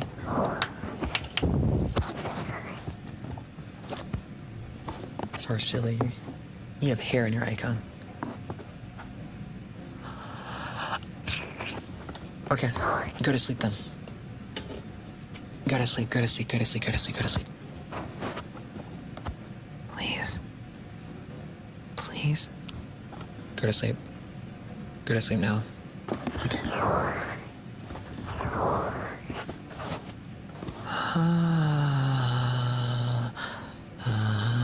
Okay. Alright. Chapter 9. The Mock Turtle Story. You can't think how glad I am to see you again, you dear old thing, said the Duchess. Then she tucked her arm affectionately into Alice's, and they walked off together. Alice was very glad to find her in such a pleasant temper, and thought to herself, perhaps it was only because of the pepper that made her so savage when they met in the kitchen. When I'm a Duchess, she said to herself, not in a very hopeful tone though, I won't have any pepper in my kitchen at all. Soup does very well without. Maybe it's always pepper that makes people hot-tempered. Alice went on, very much pleased at having found out a new kind of rule. And vinegar that makes them sour. And camille that makes them bitter. And barley sugar and such things that make children sweet-tempered. I only wish people knew that. Then they wouldn't be so stingy about it, you know? You like my whiny voice? Huh? Okay. She had quite forgotten the Duchess by this time, and was a little startled when she heard her voice close to her ear. You're thinking about something, my dear, and that makes you forget to talk. I can't tell you just now what the moral of that is, but I shall remember it in a bit. Perhaps it hasn't one, Alice ventured to remark. Tut tut, child, said the Duchess. Everything's got a moral, if only you can find it. And she squeezed herself up closer to Alice's side as she spoke. Alice did not like keeping so close to her. First, because the Duchess was very ugly. And secondly, because she was exactly the right height to rest her chin upon Alice's shoulder. And it was an uncomfortably sharp chin. However, she did not like to be rude. So she bored as well as she could. The game's going on rather better now, she said, by way of keeping the conversation a little. 'Tis so, said the Duchess. And the moral of that is, oh, 'tis love. 'Tis love that makes the world go round. Oh, somebody said, Alice whispered, that it's done by everyone minding their own business. Well, it means much the same thing, said the Duchess, digging her sharp little chin into Alice's shoulder, and she added, and the moral of that is, take care of the scents, and the sounds will take care of themselves. How fond she is of finding morals in things, Alice thought to herself. Well, I dare say you're wondering why I don't put my arm around your waist, said the Duchess, after a pause. The reason is that I'm doubtful about the temper of your flamingo. Shall I try the experiment? He might bite, said Alice. She cautiously replied, not feeling at all anxious to have the experiment tried. Very true, said the Duchess. Flamingos and mustard both bite. And the moral of that is, birds of a feather flock together. Only mustard isn't a bird, Alice remarked. Right as usual, said the Duchess. What a clear way you have putting things. Well, it's a mineral, I think, said Alice. Of course it is, said the Duchess, who seemed ready to agree to everything Alice had said. There's a large mustard mine near, and the moral of that is, the more there is of mine, the less there is of yours. You get it? Oh, I know, exclaimed Alice, who had not attended to his last remark. It's a vegetable. It doesn't look like one, but it is. I quite agree with you, said the Duchess. And the moral of that is, be what you would seem to be. Or, if you'd like me to put it more simply, never imagine yourself not to be otherwise than what it might appear to others. That what you were, or might have been, was not otherwise than what you have been appeared to them to be otherwise. I think I should understand that better, Alice said very politely, if I had it written down, but I can't quite follow it as you say it. That's nothing to what I could say if I chose, the Duchess replied, in a pleased tone. Pray don't trouble yourself to say it any longer than that, said Alice. Oh, don't talk about trouble, said the Duchess. I make you a present of everything I've said yet. A cheap sort of present, thought Alice. I'm glad they don't give birthday presents like that. But she did not dare to venture to say it out loud. Thinking again, the Duchess asked, with another dig of her sharp little chin. I have a right to think, said Alice sharply, for she was beginning to feel a little worried. Just about as much right, said the Duchess, as pigs have to fly, and the moral... But here, to Alice's great surprise, the Duchess's voice died away, even in the middle of her favorite word, moral, and the arm that was linked into hers began to tremble. Alice looked up, and there stood the Queen in front of them, with her arms folded, frowning like a thunderstorm. A fine day, Your Majesty, the Duchess began in a low, weak voice. Now I give you fair warning, shouted the Queen, stamping on the ground as she spoke. Either of you or your head must be off, And that in about half no time. Take your choice. The Duchess took her choice, and she was gone in a moment. Well, let's go on with the game, the Queen said to Alice. But Alice was too frightened to say a word, but slowly followed her back to the croquet ground. The other guests had taken advantage of the Queen's absence and were resting in the shade. However, the moment they saw her, they hurried back to the game. The Queen merely remarking that a moment's delay would cost them their lives. All the time they were playing, the Queen never left off quarreling with the other players and shouting, "Off with his head," or "Off with her head, off with their head." Those whom she had sentenced were taken into custody by the soldiers, who, of course, had to leave off being archers to do this. So that by the end of half an hour or so, there were no archers left. And all of the players, except the king, the queen, and Alice, were in custody and under sentence of execution. Then, the queen left off, quite out of breath, and said to Alice, "Have you seen the mock turtle yet?" "No," said Alice.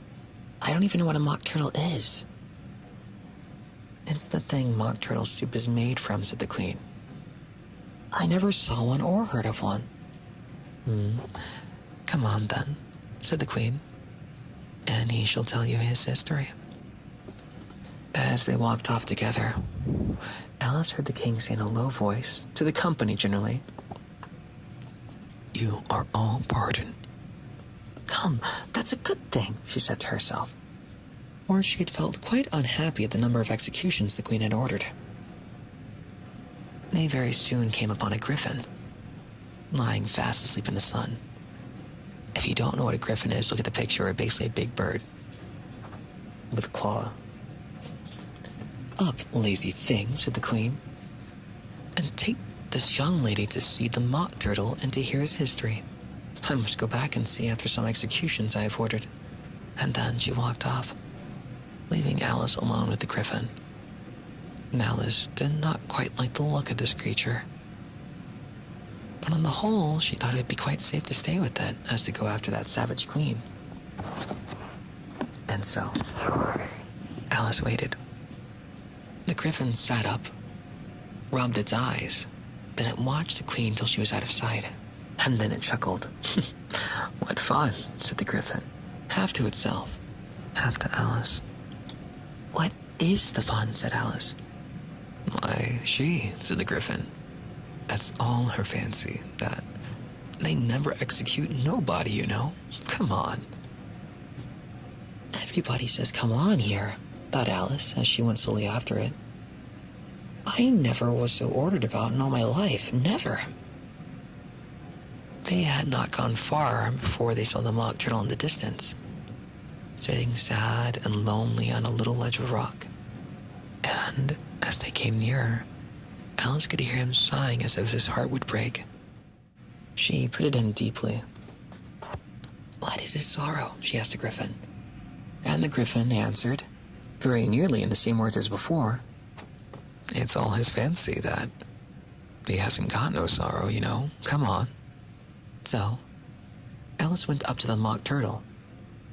This turtle who looked at them with its large eyes full of tears, but said nothing. "This here young lady," said the griffin, "she wants for to know your history, she do." "I'll tell it to her," said the mock turtle in a deep, hollow tone. "Sit down, both of you, and don't speak a word till I've finished." So they sat down, and nobody spoke for some minutes. Alice thought to herself, "I don't see how he can ever finish if he doesn't begin." But she waited patiently. "Once," said the mock turtle at last with a deep sigh, "I was a real turtle." These words were followed up by a very long silence, broken only by an occasional exclamation of from the griffin, and the constant, heavy sobbing of the mock turtle. Alice was very nearly getting up and saying, "Thank you, sir, for your interesting story," but she could not help thinking there must be more to come. So Alice sat still and said nothing. When we were little, the Mock Turtle went on at last. More calmly, though still sobbing a little now and then. We went to the school in the sea. The master was an old turtle. We used to call him Tortoise. I'm okay. Are you? Why do you call him Tortoise if he isn't one? Alice asked. We call him Tortoise because he taught us, said the Mock Turtle angrily. Really, you are very dull. You ought to be ashamed of yourselves for asking such a simple question, added the Griffin. And then they both sat silent and looked at poor Alice, who felt ready to sink into the earth. At last, the Griffin said to the Mock Turtle, "Drive on, old fellow. Don't be all day about it." And he went on in these words. Yes, we went to the school in the sea, though you mayn't believe it. I never said I didn't, interrupted Alice. You did, said the Mock Turtle. Hold your tongue, added the Griffin, before Alice could speak again. The Mock Turtle went on. We had the best of educations. In fact, we went to school every day. I've been to day school too, said Alice. You needn't be so proud as all that. With extras? asked the Mock Turtle a little anxiously. Yes, said Alice. We learned French and music. And washing, said the Mock Turtle. Certainly not, said Alice indignantly. Then yours wasn't a really good school, said the Mock Turtle in a tone of great relief. No, at ours, they had at the end of the bill French music, and washing extra. You couldn't have wanted it much, said Alice, living at the bottom of the sea. I couldn't afford to learn it, said the Mock Turtle with a sigh. I only took the regular course. What was that? Inquired Alice. Reeling and writhing, of course, to begin with, the Mock Turtle replied. And then the different branches of arithmetic. Ambition, distraction, uglification, and derision. I have never heard of uglification, Alice ventured to say. What is that? The Griffin lifted up both its paws in surprise. What? Never heard a thing of uglifying, it exclaimed. You know what to beautify is, I suppose. Yes, said Alice doubtfully. It means to make anything prettier. Well then, the Griffin went on, if you don't know what uglify is, you are a simpleton. Alice did not feel encouraged to ask any more questions about it, so she turned to the Mock Turtle and said, What else had you to learn? Well, there was a mystery, the Mock Turtle replied, counting out the subjects on his flappers. Mystery, ancient, and modern was seagraphy. Then, drawing. The drawing master was an old conger eel. They used to come once a week. He taught us drawing, stretching, and feeding in coils. What was that like? Said Alice. Well, I can't show it to you myself, the Mock Turtle said. I'm too stiff. And the Griffin never learned it. Hadn't the time, said the Griffin. I went to the classic master, though. He was an old crab, he was. I never went to him, said the Mock Turtle with a sigh. He taught laughing and grief, they used to say. No, he did, said the Griffin, sighing in his turn.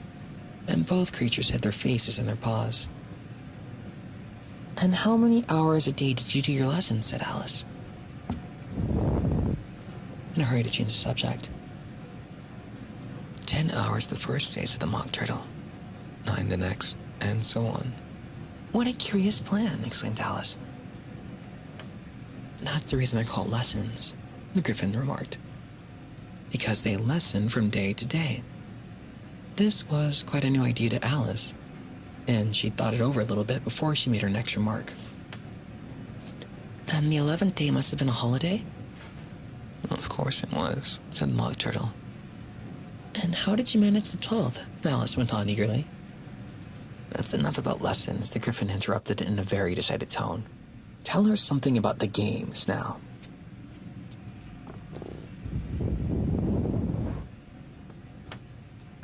hanging in there. We're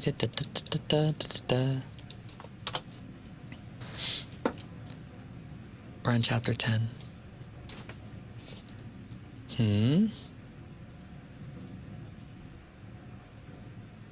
Really? Alright, let's see how long you can last. It's only been like an hour so far, though.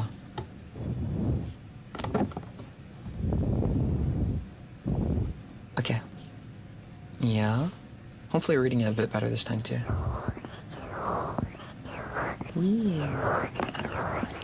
Yes, go to sleep. Go to sleep.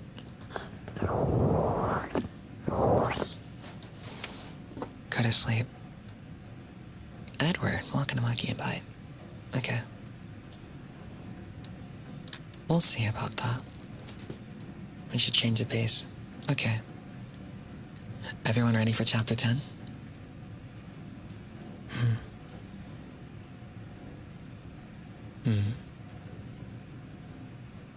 Tired but not sleepy yet? Oh, don't worry. Okay. Okay. Chapter 10. The lobster quadrille. The mock turtle sighed deeply and drew the back of one flapper across his eyes. He looked at Alice and tried to speak, but for a minute or two, sobs choked his voice. Same as if he had a bone in his throat, said the griffin. And it set to work shaking him and punching him in the back. At last, the mock turtle recovered his voice, and, with tears running down his cheeks, he went on again. You may not have lived much under the sea. I haven't, said Alice. And perhaps you were never even introduced to a lobster. Alice began to say, I once tasted, but checked herself hastily, and said, no, never. So, you can have no idea what a delightful thing a lobster quadrille is. No, indeed, said Alice. What sort of dance is it? Why, said the griffin, you're forced formed into a line along the seashore. 2 lines, cried the mock turtle. Seals, turtles, and so on. Then when you've cleared all the jellyfish out of the way. That generally takes some time, interrupted the griffin. You advance twice. Each with a lobster as its partner, cried the griffin. Of course, the mock turtle said. Advance twice, set to partners. Change lobsters and retire in the same order, continued the griffin. Then, you know, the mock turtle went on. You throw the lobsters, shouted the griffin, with a bound into the air. As far out to sea as you can. Swim after them, screamed the griffin. Turn a somersault in the sea, cried the mock turtle, capering wildly about. Change lobsters again, yelled the griffin at the top of his voice. Back to land again. And that's all the first figure, said the mock turtle, suddenly dropping his voice. The 2 creatures had been jumping about like mad things all this time. They both sat down again, very sadly and quietly, looking at Alice. It must be a very pretty dance, said Alice timidly. Would you like to see a little of it, said the mock turtle. Very much indeed, said Alice. Come, let's try the first figure, said the mock turtle to the griffin. We can do without lobsters, you know. Which will sing. Oh, you sing, said the griffin. I've forgotten the words. So they began solemnly dancing round and round. Every now and then, treading on her shoes, Alice would when they were too close, moving their forepaws to mark the time. While the mock turtle sang this very slowly and sadly. Oh, you walk a little faster, said the whittling snail. There's a porpoise close behind us, and he's treading my tail. See how eagerly the lobsters and the turtles will advance. They are waiting on the shingle. Will you come to join the dance? Will you, won't you, will you, won't you, will you join that dance? Will you, won't you, will you, won't you join that dance? You can really have no notion how delightful it will be. And they take us up and throw us with lobsters out to sea. But the snail replied too far, and gave a look askance. Said he thanked the wooden kindly, but he would not join the dance. Would not, could not join the dance. Would not, could not join the dance. What matters is how far we go, his scaly friend replied. There is another shore, you know, upon the other side. The further off from England, the nearer is to France. Then turn not pale, beloved snail, but come and join the dance. Will you, won't you, will you join the dance? Will you, won't you, won't you join the dance? Thank you. It's very interesting dance to watch, said Alice, feeling very glad that it was over with. And I do so like that curious song about the wedding. Oh, as for the wedding, said the Mock Turtle. You've seen them, of course. Yes, said Alice. I've often seen them at dinner. She checked herself hastily. I don't know where Din may be, said the Mock Turtle. But if you've seen them so often, of course you know what they're like. I believe so, Alice replied thoughtfully. They have their tails in their mouths, and they're all over crumbs. You're wrong about the crumbs, said the Mock Turtle. Crumbs would all wash off in the sea. But they have their tails in their mouths, and the reason is... Here, the Mock Turtle yawned and shut his eyes. Tell her about the reason and all that, he said to the Griffin. The reason is, said the Griffin, that they would go with the lobsters to the dance. So they get thrown out to sea. So they had to fall a long way. So they got their tails fast in their mouths. So they couldn't get them out again. That's all.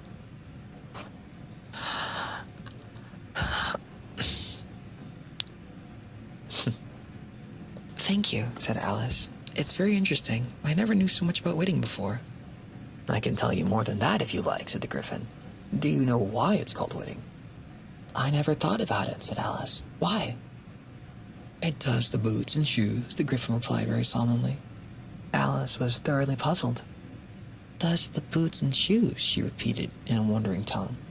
Why, what are your shoes done with, said the Griffin. I mean, what makes them so shiny?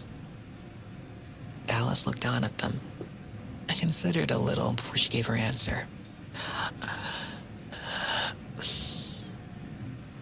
They're done with the blacking, I believe. Boots and shoes under the sea, the Griffin went on in a deep voice. I've done with the wedding now, you know. And what are they made of? Alice asked in a tone of great curiosity.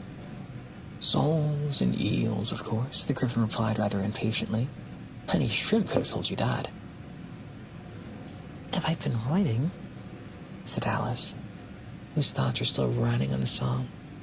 I'd have said to the porpoise, keep back, please. We don't want you with us. Well, they were obliged to have him with them, the Mock Turtle said. No wise fish would go anywhere without a porpoise. Wouldn't it really? Said Alice in a tone of great surprise. Of course not, said the Mock Turtle. Why, if a fish came to me and told me he was going on a journey, I should say, with what porpoise? Don't you mean purpose? Said Alice. I mean what I say, the Mock Turtle replied in an offended tone. And then the Griffin added, come, let us hear some of your adventures. I could tell you of my adventures, beginning from this morning, said Alice, a little timidly. But it's no use going back to yesterday, because I was a different person then. Well, explain all that, said the Mock Turtle. No, the adventures first, said the Griffin in an impatient tone. Explanations take such a dreadful time. So, Alice began telling them their adventures from time to time when she first saw the White Rabbit. She was a little nervous about it just at first. The two creatures got so close to her, one on each side, and opened their eyes and mouths so very wide. But she gained courage as she went on. Her listeners were perfectly quiet till she got to the part about her repeating, "You're an old father, William," to the caterpillar. and the words all coming different. And then the Mock Turtle drew a long breath in response, and he said, That's very curious. "It's all about as curious as it can be," said the Griffin. "It came different," the Mock Turtle repeated thoughtfully. "I should like to hear her try and repeat something now. Tell her to begin." He looked at the Griffin as if he had thought he had some authority over Alice. Stand up and repeat. 'Tis the voice of the sluggard," said the Griffin. "How the creatures order one about and make one repeat lessons," thought Alice. "I might as well be at school at once." However, she got up and began to repeat it, but her head was so full of the lobster quadrille that she hardly knew what she was saying, and the words came very strange indeed. "'Tis the voice of the lobster," I heard him declare. "You bait me too brown, I must sugar my hair. As a duck with its eyelids, so he with his nose trims his belt and his buttons, and turns out his toes." Later additions continued as follows. "When the sands are all dry, he is a lark, and he will talk in a contemptuous tone of the shark. But when the tide rises and sharks are around, his voice has a timid and tremulous sound." "That's different from what I used to say when I was a child," said the Griffin. "Well, I've never heard it before," said the Mock Turtle. "But it sounds uncommon nonsense." Alice said nothing. She had sat down with her face in her hands, wondering if anything would ever happen in a natural way again. "I should like to have it explained," said the Mock Turtle. "Well, she can't explain it," said the Griffin hastily. "Go on to the next verse." "What about his toes?" the Mock Turtle persisted. "How could he turn them out with his nose, you know?" "It's the first position in dancing," Alice said. But she was dreadfully puzzled by the whole thing, and longed to change the subject. "Well, go on to the next verse," the Griffin repeated impatiently. "It begins, 'I passed by his garden.'" Alice dare not disobey, though she had felt sure it would all come wrong, and she went on in a trembling voice. "I passed by his garden and marked with one eye how the owl and the panther were sharing a pie. The panther took pie crust and gravy and meat, while the owl had the dish as its share of the treat. When the pie was all finished, the owl, as a boon, was kindly permitted to pocket the spoon, while the panther received knife and fork with a growl, and concluded the banquet." "What is the use of repeating all that stuff?" the Mock Turtle interrupted. "If you don't explain as you go on, it's by far the most confusing thing I have ever heard." "Yes, I think you better leave off," said the Griffin, and Alice was only too glad to do so. "Shall we try another figure at the lobster quadrille?" The Griffin went on. "Or would you like the Mock Turtle to sing a song?" "Oh, a song, please, if the Mock Turtle would be so kind," Alice replied. So eagerly that the Griffin said in a rather offended tone, "No accounting for taste. Sing her turtle soup, would you, old fellow?" The Mock Turtle sighed deeply and began, in a voice choked to sobs, to sing this. "Beautiful soup, so rich and green, waiting in a hot terrain. Over such dainties would not stoop. Soup of the evening, beautiful soup. Soup of the evening, beautiful soup. Beautiful soup, beautiful soup. Soup of the evening, beautiful, beautiful soup. Beautiful soup, who cares for fish, game, or any other dish? Who would not give all else for 2 pennyworth, only a beautiful soup? Pennyworth of beautiful soup.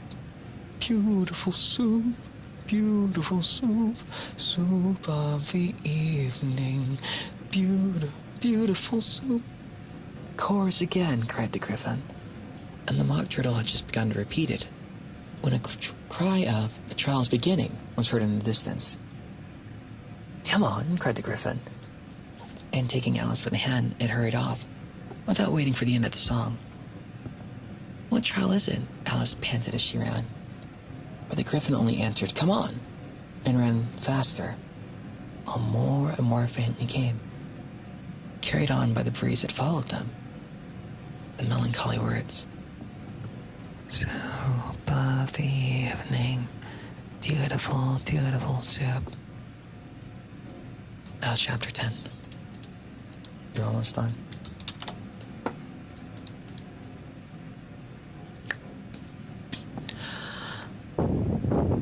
Even I'll have some water. Are you having fun? Are you? Are you? Good. Go to sleep.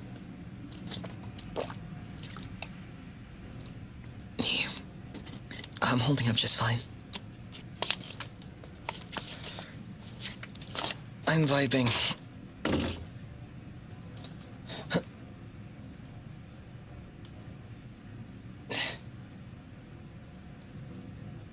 A sip? Like that? Oh, you want the water. Sorry, no indirect kissing before marriage. Okay, stretch. Da. You have your copy? That's good. It's very good.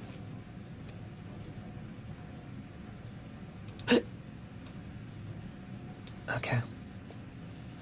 You ready? Chapter 11 soon. Shake it.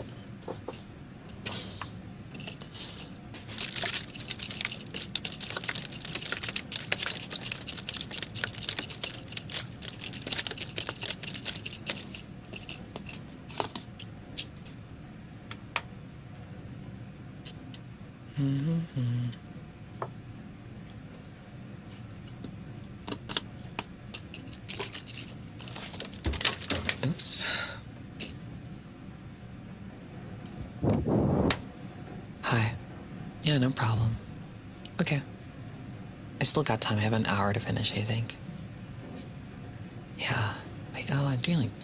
well, I'll see how I get everything done. Make it move something. Okay. Alright.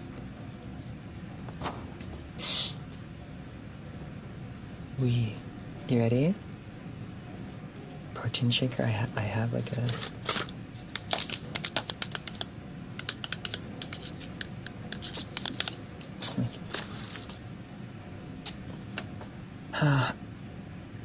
Okay.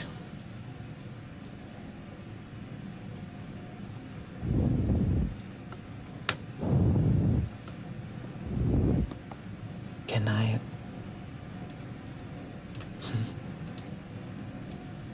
I'm in your brain. Alright. Chapter 11. Who stole the tarts? The king and queen of hearts were seated on their throne when they arrived, with a great crowd assembled about them. All sorts of little birds and beasts, as well as the whole pack of the cards. The knave was standing before them, in chains, with a soldier on each side to guard him. And near the king was the white rabbit, the trumpet in one hand, and a scroll of parchment in the other. And right in the middle of the court was a table, with a large dish of tarts on it. They looked so good that it made Alice quite hungry to look at them. I wish they'd all gotten it done. To get the child done, she thought, and hand around the refreshments. But there seemed to be no chance of this. So she began looking at everything about her to pass the time. Alice had never been in a court of justice before, but she had read about them in books, and she was quite pleased to find that she knew the name of nearly everything there. That's the judge, she said to herself, because of his great wig. The judge, by the way, was the king, and he wore his crown over the wig. Look at the frontispiece if you want to see how he did it. He did not look at all comfortable, and it was certainly not becoming. And that's the jury box, thought Alice. And those 12 creatures. She was obliged to say creatures, you see, because some of them were animals and some were birds. I suppose they are the jurors. She said this last word 2 or 3 times over to herself, being rather proud of it. For she thought, and rightly too, that very few little girls of her age knew the meaning of it at all. However, jurymen would have done just as well. The 12 jurors were all writing very busily on slates. "What are they doing?" Alice whispered to the Griffin. "They can't have anything to put down yet, for the trial's begun." "They're putting down their names," the Griffin whispered in reply, "for they fear they should forget them before the end of the trial." "Stupid things," Alice began in a loud, indignant voice, but she stopped hastily, for the White Rabbit cried out, "Silence!" in the court, and the king put on his spectacles and looked anxiously around to make out who was talking. Alice could see, as well as she were looking over their shoulders, that all the jurors were writing down stupid things on their slates. And she could even make out that one of them didn't know how to spell stupid, and that he had to ask his neighbor to tell him. A nice little muddle of their slates will be in for the trial's over, thought Alice. One of the jurors had a pencil that squeaked. This, of course, Alice could not stand. And then she went around the court and got behind him, and very soon found an opportunity of taking it away. The rest of the day, and she did it so quickly that the poor little juror, it was Bill the Lizard, could not make out at all what had become of it. So, after hunting all about for it, he was obliged to write with one finger for the rest of the day. And this was of very little use, as it left no mark on the slate. "Harold, read the accusation," said the king. On this, the White Rabbit blew 3 blasts on the trumpet, and then unrolled the parchment scroll, and read as follows. "The Queen of Hearts, she made some tarts, all on a summer day. The Knave of Hearts, he stole those tarts, and took them quite away." "Consider your verdict," the king said to the jury. "No, not yet, not yet," the rabbit hastily interrupted. "There's a great deal to come before that." "Well, call the first witness," said the king. And the White Rabbit blew 3 blasts on the trumpet and called out, "First witness." The first witness was the Hatter. He came in with a teacup in one hand and a piece of bread and butter in the other. "I beg your pardon, your majesty," he began, "for bringing these in, but I hadn't quite finished my tea when I was sent for." "You ought to have finished," said the king. "When did you begin?" The Hatter looked at the March Hare, who had followed him into the court, arm in arm with the Dormouse. 14th of March, I think it was, he said. 15th, said the March Hare. 16th, said the Dormouse. "Write that down," the king said to the jury. And the jury eagerly wrote down all 3 dates on their slates and then added them up, and reduced their answer to shillings and pence. "Take off your hat," the king said to Hatter. "It isn't mine," said the Hatter. "Stolen," the king exclaimed, turning to the jury, who instantly made a memorandum of the fact. "Well, I keep them to sell," the Hatter added as an explanation. "I've none of my own. I'm a Hatter." Here, the queen put on her spectacles and began staring at the Hatter, who turned pale and fidgeted. "Give your evidence," said the king, "and don't be nervous or I'll have you executed on the spot." This did not seem to encourage the witness at all. He kept shifting from one foot to the other, looking uneasily at the queen, and in his confusion he bit a large piece of his teacup instead of a bread and butter. At this moment, Alice felt a very curious sensation, which had puzzled her a good deal until she made out what it was. She was beginning to grow larger again, and she thought at first that she would be able to get up and leave the court. But on second thoughts, she decided to remain where she was as long as there was room for her. "I wish you wouldn't squeeze so," said the Dormouse, who was sitting next to her. "I can hardly breathe." "I can't help it," said Alice very meekly. "I'm growing." "You've no right to grow here," said the Dormouse. "Don't talk nonsense," said Alice more boldly. "You know you're growing too." "Yes, But I grew at a more reasonable pace, said the Dormouse. Not in that ridiculous fashion. And he got up very sulkily and crossed over to the other side of the court. All this time, the Queen had never left off staring at the Hatter. And just as the Dormouse crossed the court, she said to one of the officers of the court, "Bring me the list of singers in the last concert," on which the wretched Hatter trembled so that he shook both his shoes off. "Give your evidence," the king repeated angrily, "or I'll have you executed whether you're nervous or not." I'm a poor man, your majesty," the Hatter began in a trembling voice, "and I hadn't begun my tea, not above a week or so. And what with the bread and butter getting so thin, and the twinkling of the tea..." "The twinkling of the what?" said the king. "It began with the tea," the Hatter replied.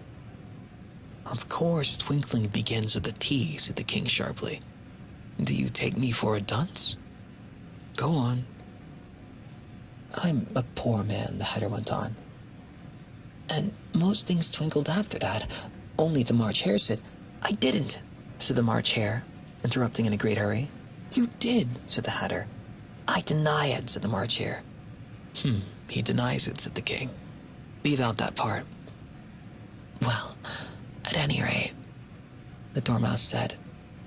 The Hatter went on, looking anxiously around to see if he would deny it too. But the Dormouse denied nothing, being fast asleep. "After that," continued the Hatter, "I got some more bread and butter." "But what did the Dormouse say?" one of the jury asked. "That I can't remember," said the Hatter. "You must remember," remarked the king, "or I'll have you executed." The miserable Hatter dropped his teacup and bread and butter and went down on one knee. "I'm a poor man, your majesty," he began. "You're a very poor speaker," said the king. Here, one of the guinea pigs cheered and was immediately suppressed by the officers of the court. As that is a rather hard word, I will just explain to you how it was done. They had a large canvas bag, which tied up the mouth with strings, and into this they slipped the guinea pig in, head first, and then they sat on the bag. "I'm glad I've seen that done," thought Alice. "I often read the newspapers at the end of trials. There are some attempts at applause, which was immediately suppressed by the officers of the court. And I never understood what it meant till now." If that's all you know about it, you may stand down," continued the king. "I can't go no lower," said the Hatter. "I'm on the floor as it is." "Then you may sit down," the king replied. Here, the other guinea pig cheered and was suppressed. "Come. That finished the guinea pig," thought Alice. "Now we should get on better."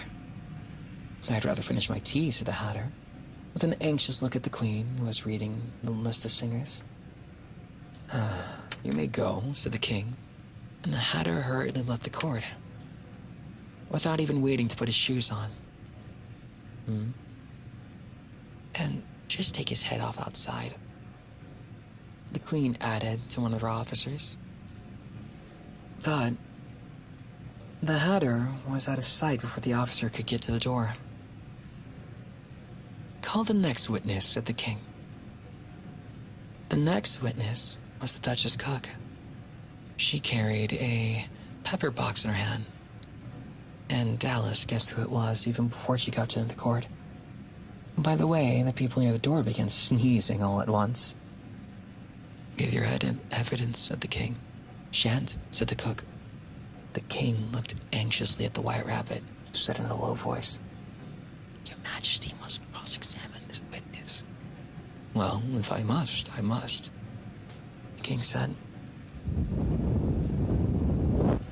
with a melancholy air. And after folding his arms and frowning at the cook till his eyes were nearly out of sight, he said, in a deep voice, "What are tarts made of?" "Pepper, mostly," said the cook. "Treacle," said a sleepy voice behind her. "Color that dormouse," the queen shrieked out. "Behead that dormouse.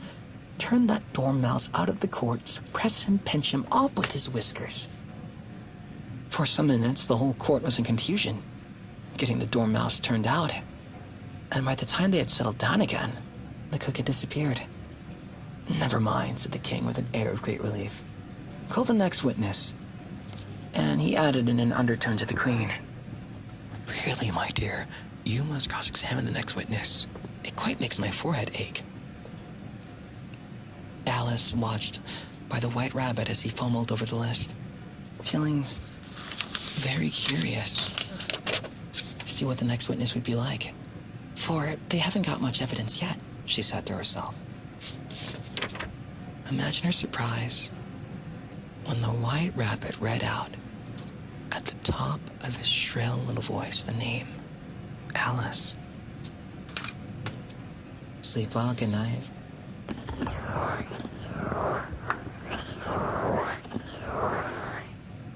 Good night.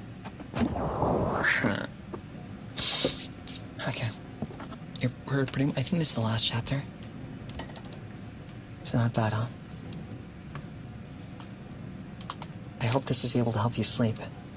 This is also a bit earlier than I'm usually done reading, so maybe like you can catch it, right?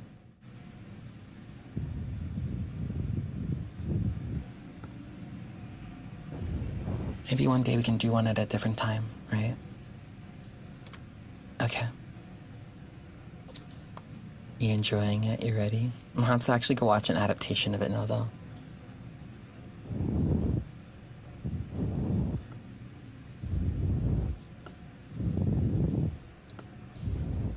Tuesday, that's good.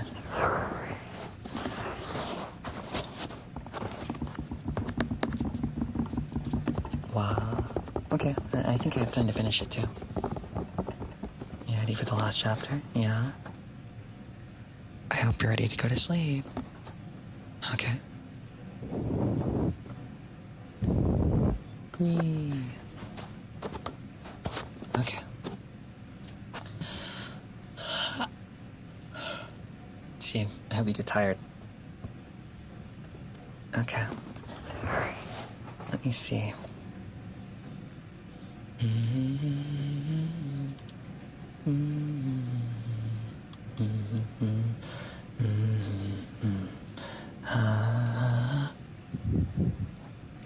Okay.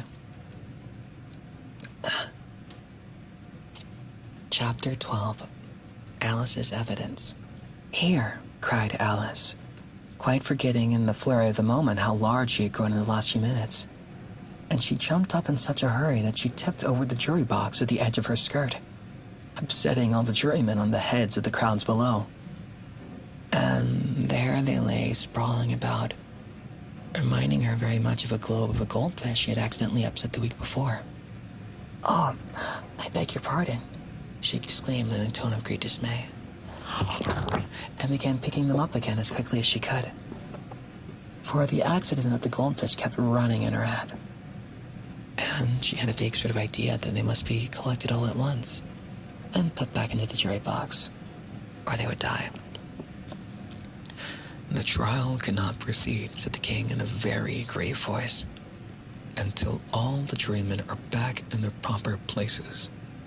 All, he repeated with great emphasis, looking hard at Alice as he said so. Alice looked at the jury box and saw that, in her haste, she had put the lizard in head downwards, and the poor little thing was waving its tail about in a melancholic way, being quite unable to move. She soon got it out again and put it right. Welcome, by the way. Not that it signifies much, she said to herself. I should think it'd be quite much use in the trial, one way or up as the other. As soon as the jury had a little recovered from the shock of being upset, and their slates and pencils had been found and handed back to them, they set to work very diligently to write out the history of the accident. All except the lizard, who seemed too overcome to do anything, sitting with his mouth wide open, gazing up into the roof of the court. Well, what do you know about the business? The king said to Alice. Nothing, said Alice. Nothing whatsoever? persisted the king. Nothing, whatever, said Alice. That's very important, the king said, turning to the jury. They were just beginning to write this down on their slates when the White Rabbit interrupted. Unimportant, Your Majesty. Means, of course. He said in a very respectful tone, but frowning and making faces at him as he spoke. Unimportant, of course I meant, the king hastily said, and went on himself in an undertone. Important, unimportant, unimportant, important, as if he were trying which word sounded best. Some of the jury wrote it down, important, and some unimportant. Alice could see this, as she was near enough to look over their slates. But it doesn't matter one bit, she thought to herself. At this moment, the king, who had been for some time busily writing in his notebook, cackled out silence and read out from his book. Rule 42. All persons more than a mile high to leave the court. Everybody looked at Alice. I'm not a mile high, said Alice. You are, said the king. Nearly 2 miles high, added the queen. Well, I shan't go at any rate, said Alice. Besides, that's not the regular rule you invented just now. It's the oldest rule in the books, said the king. Then it ought to be number 1, said Alice. The king turned pale and shut his notebook hastily. Consider your verdict, he said to the jury in a low, trembling voice. There's more evidence to come yet, please, Your Majesty, said the White Rabbit, jumping up in a great hurry. This paper has just been picked up. What's in it? Said the Queen. I haven't opened it yet, said the White Rabbit, but it seems to be a letter written by a prisoner to somebody. It must have been that, said the King. Unless it was written to nobody, which isn't unusual, you know. Who was it directed to? Said one of the jurymen. It isn't directed at all, said the White Rabbit. In fact, there's nothing written on the outside. He folded the paper as he spoke, and added, it isn't a letter after all. It isn't a letter. After all, it's a set of verses. Are they in the prisoner's handwriting? Asked another one of the jurymen. No, they're not, said the White Rabbit. And that's the strangest thing about it. The jury all looked puzzled. He must have imitated somebody else's hand, said the King. The jury all brightened up again. Please, Your Majesty, said the knave. I didn't write it, and they can't prove I did. There's no name signed at the end. If you didn't sign it, said the King, that only makes the matters worse. You must have meant some mischief, or you would have signed your name like an honest man. There was a general clapping of hands at this point. It was the first really clever thing the King had said that day. That proves his guilt, said the Queen. It proves nothing of the sort, said Alice. Why, you don't even know what they're about. Read them, said the King. The White Rabbit put on his spectacles. Well, where shall I begin? Please, Your Majesty, he asked. Begin at the beginning, the King said gravely, and go on till you come to the end, then stop. These were the verses the White Rabbit had read. They told me you had been to her, and mentioned me to him. She gave me a good character, but said I could not swim. He sent them word I had not gone. We knew it be true. If she would push the matter on, what would become of you? I gave her one. They gave him 2. You gave us 3 or more. They all returned from him to you. Though they were mine before. If I or she should chance to be involved in this affair, he trusts you to set them free. Exactly as we were. My notion was that you had been, before she had this fit, an obstacle that came between him and ourselves and it. Don't let him know she liked them best. For this must ever be a secret kept from all the rest, between yourself and me. That's the most important piece of evidence we've heard yet, said the king, rubbing his hands. So, now let the jury. If any one of them can explain it, said Alice. She had grown so large in the last few minutes that she wasn't a bit afraid of interrupting him. I'll give him 6 pence. I don't believe there's an atom of meaning to it. The jury all wrote down on their slates. She doesn't believe there's an atom of meaning to it. But none of them attempted to explain the paper. If there's no meaning to it, said the king, that saves a world of trouble. You know, as we needn't try to find any. And yet I don't know. He went on, spreading the verses to his knee and looking at them with one eye. I seem to see some meaning in them after all. It said I cannot swim. You can't swim, can you? He added, turning to the knave. The knave shook his head sadly. Do I look like it? He said, which he certainly did not, being made entirely of cardboard. All right, so far, said the king as he went on muttering over the verses to himself. We know it be true. That's the jury, of course. I gave her 1, they gave him 2. Why, that must be what he did with the tarts, you know? But it goes on, they all returned from him to you, said Alice. Why, there they are, said the king triumphantly, pointing to the tarts on the table. Nothing can be clearer than that. Then again, before she had this fit, you've never had any fits, my dear, I think. He says to the queen, never, said the queen furiously, throwing an inkstand at the lizard as she spoke. That unfortunate little lizard, Bill, had left off writing on his slate with one finger, as he found it made no mark. But now he hastily began again, using the ink that was trickling down on his face, as long as it lasted.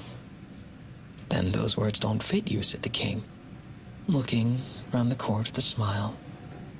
There was a dead silence. It's a pun, the king added in an offended tone, and everybody laughed.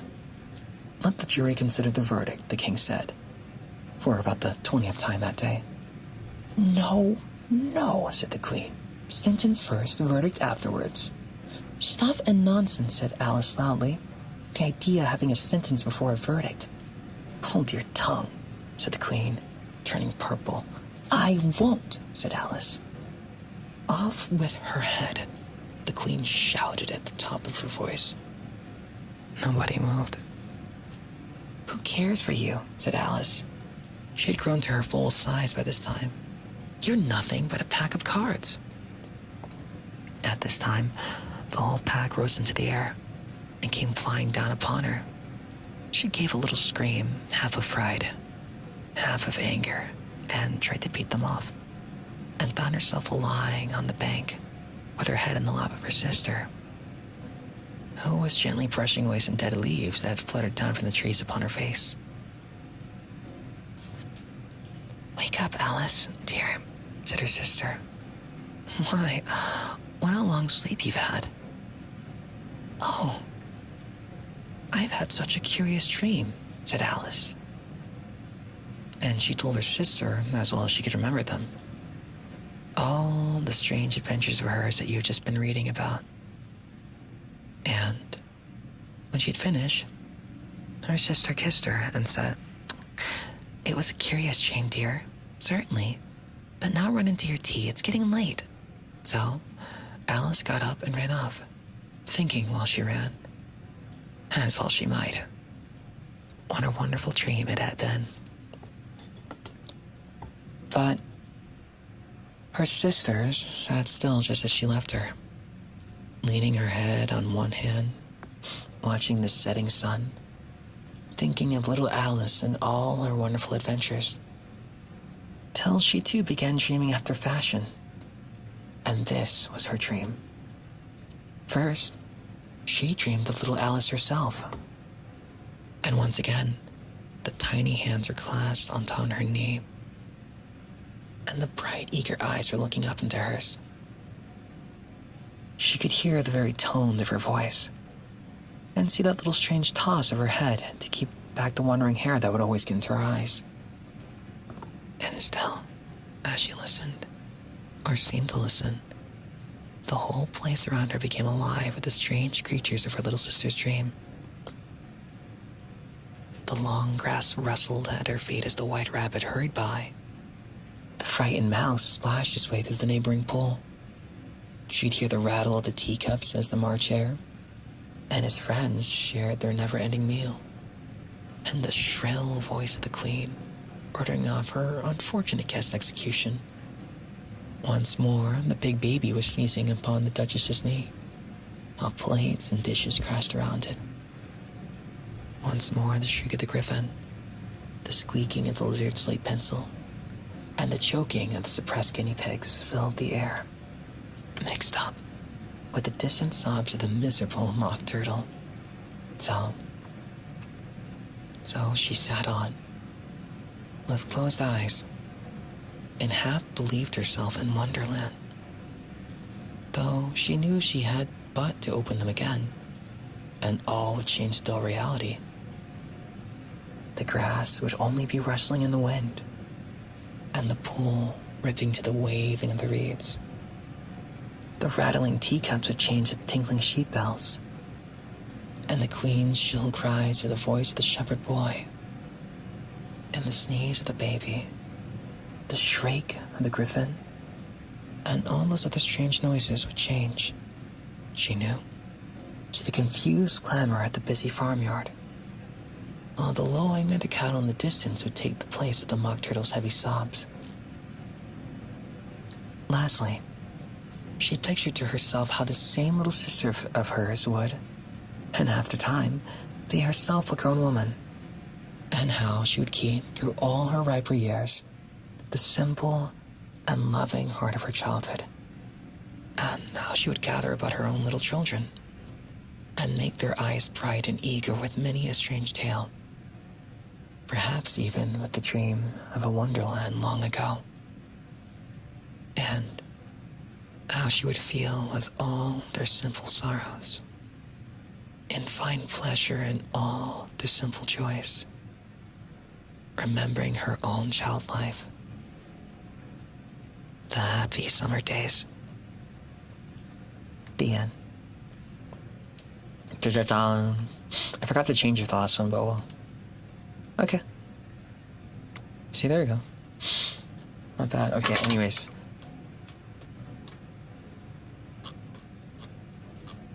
I'm reading all the information analysis. Okay. Hi. Did you enjoy it? I think it was easier to follow in the second half, but mainly because they had because they're still introducing lots of things, right? Did you have fun?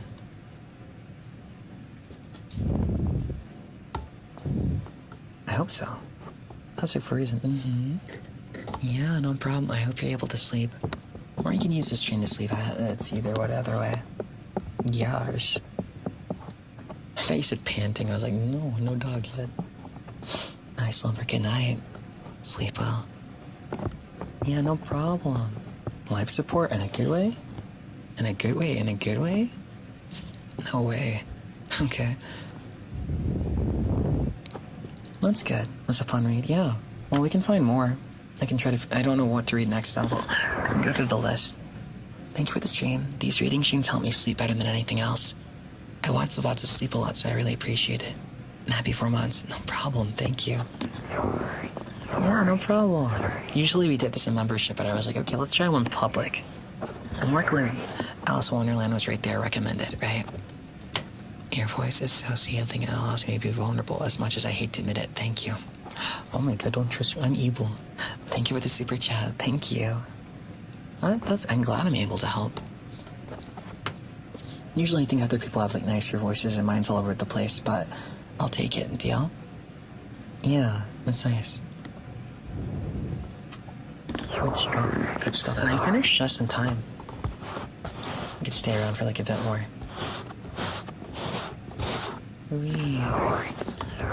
Thank you for the story, Flay. I love the comfy vibes. No problem. Wait, let me change this around. Okay, cool. Yeah, look at your little cute. Your little cute Machirin. Yeah, I thought I spoke too fast at times. So that's good. I'm glad you like it. It's not even at full power. You want to get Pat? My voice? Just fine. It's only a problem with singing. But it's always been that way, so we'll have to see. Does it give up and just try to do... Alright. There we go. I had to talk lower though, because it's gonna clip if I do. It's gonna clip. It will clip. I talk like that. Anytime soon, I can do it like either next week or the week after, as long as I have something. If I can give you guys back something, then if this is one of the things, then of course I'd like to do. I go out of my comfort zone. Kara Crown, thank you for the Makichi Bite 9th month. Thank you for reading today. You have a nice voice. It's very easy to digest the words. I usually have trouble listening. Thank you. No problem. Yes. That half was much easier. I think the first half was to run on, but I think we did it. I was able to follow it a bit more. So that was cute. I never knew how it ended. If they do make like a Souls-like or Liza P-type game for Alice in Wonderland, that'd be so interesting. I just wonder how they do it. I love you, Florbo. Oh my god. I'm Florbo. That'd be cool. Yeah. I can try writing more. If he gives you guys something to do, then I'll just like... I think streaming should always be fun still. Alice in Wonderland Atomic. Yeah, wait, what's the name of it? I think I have it on here. Or maybe something similar. Let me wait for Steam to load. You'll probably recognize it. Logging in. Oh, Taisho Alice. Bingo. Do I have all 4? Library. Oh. I found... Hi. Oh, no, it's okay. You want to know what happened? Although I'm confused. When I opened up Steam to check Taisho Alice, it started updating a game, and I'm like, why, though? Okay, wait. Restrict updates between... Maybe the setting is different for this account. I'm back. Hello.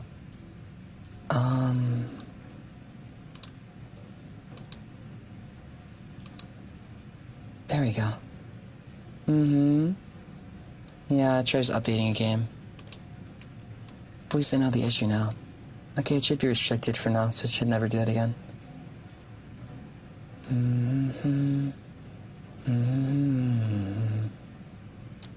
I'm here, don't worry.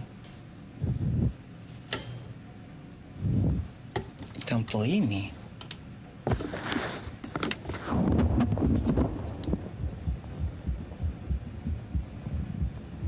A bit faster today, isn't it?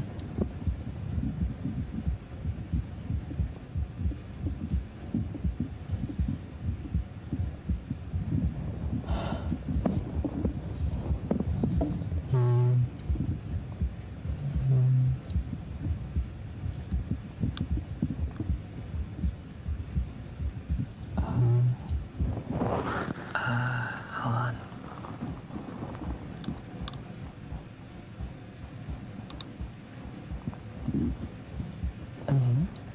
You can hear it.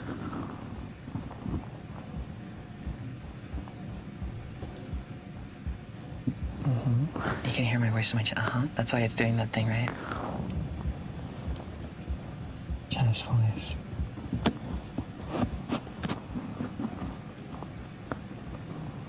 Do you like heartbeat sounds?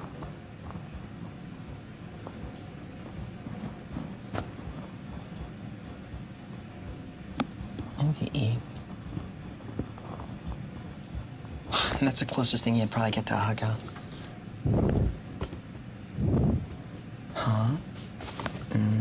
What's up? Considering you bite the macarons a lot.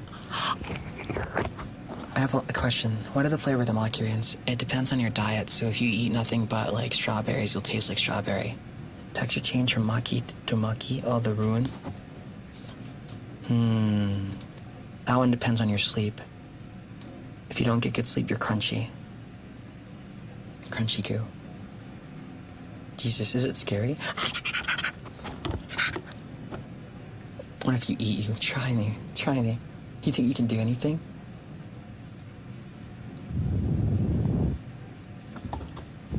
And they taste like fries. You shouldn't have told us that. Now we're gonna eat you. Which fries in particular? Go. Quality of sleep.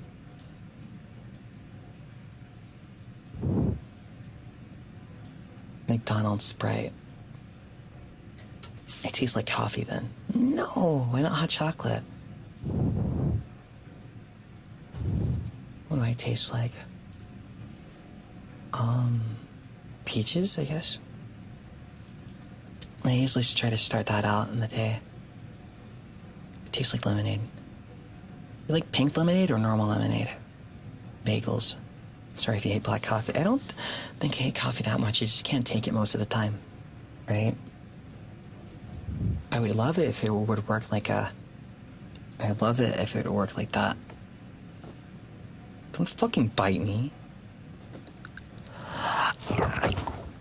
Let's see. The quality's bad, dude. I don't know what to do. I think I might have to go to the store and buy like NyQuil. But I'm not gonna get like, I'm not gonna use it bad, but I think just to get me to sleep when I need to, because I already tried to fix my sleep, but it's like body won't go. So I think yesterday I went to sleep really early because of the shot. Then, what was that?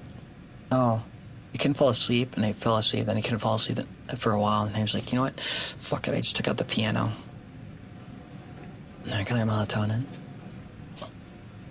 It might, I just don't want to get too reliant on it. Peaches. Peaches, peaches, peaches. Oh, I want to sing that one. Wait, the piano's right there. But, I play it now. That'd be cute. Well, we'll see. I hope everyone's good. I feel like everyone in streaming is always, like, stressed in some way. I hope you guys aren't stressed to stream either, or whatever you have to do, right? Was it the maid? It was cute, right? Let's see. Okay. Let me see. One day I may bring my friend on stream. He's kind of shy, though. But I think it's because we have a funny dynamic. Let me see. Let me grab... one sec. Oh,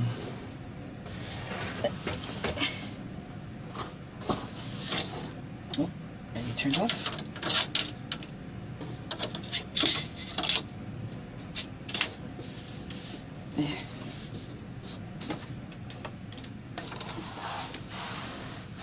Ooh. Ooh.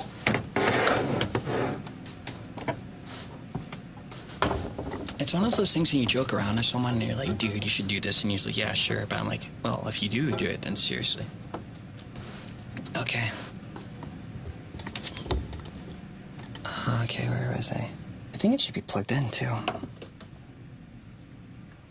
Do. Huh?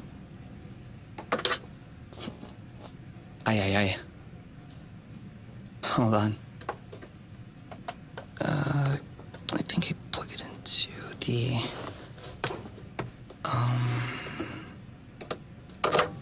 There you go. Now let me test this. Eh? Oh, no, it's coming out wrong. Oh, I know what to do.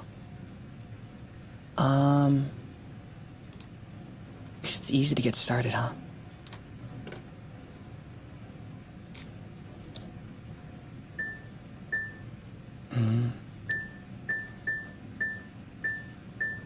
Yay.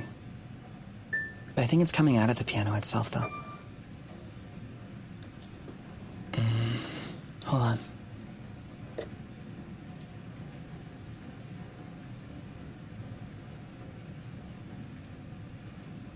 Okay, I think that works. My tummy.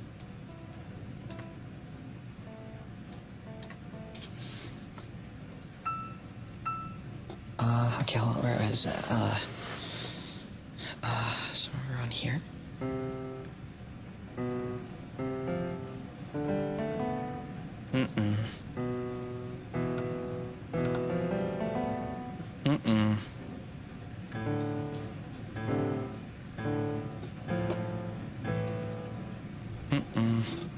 Where was I? I gotta find the right key. I gotta find the right one.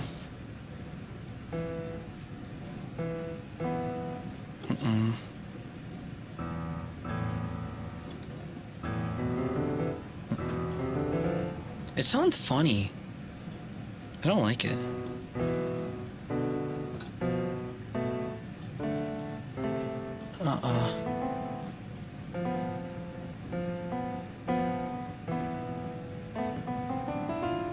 You gotta find the right one.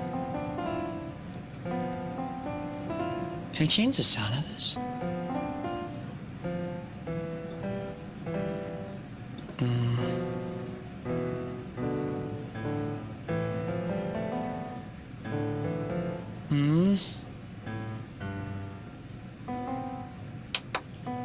The tone. Yeah, can I change the tone?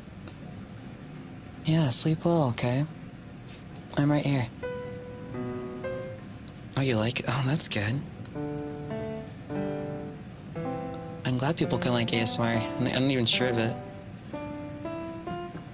Here? No.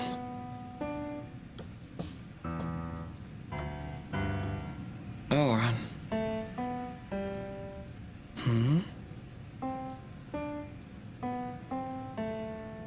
Yeah, it's around there.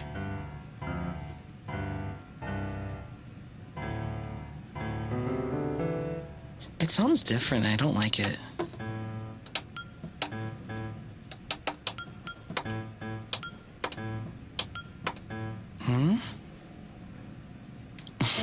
You know what's? I don't know what transposition means.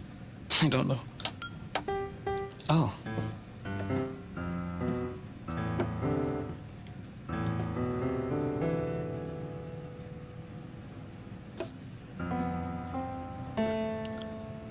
Oh, okay. It just sounds different. Why is that?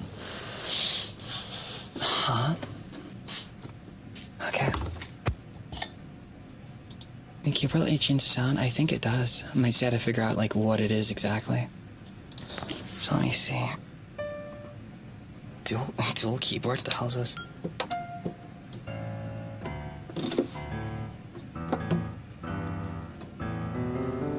Okay, wait, it starts with around F, G, A, B. Yeah, sleep well, okay? Good night.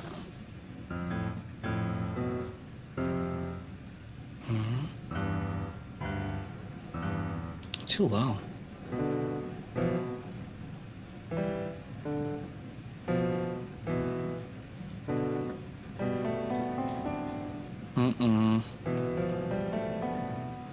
Working pedal? I have a sustain. How do I reset the settings on this? It sounds different. Well, I can always do this one, though. Yeah. But only the beginning.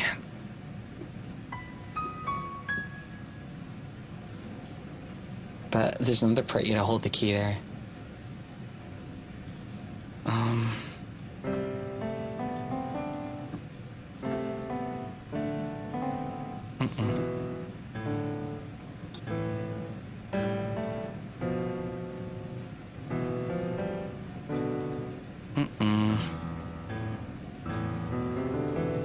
Okay.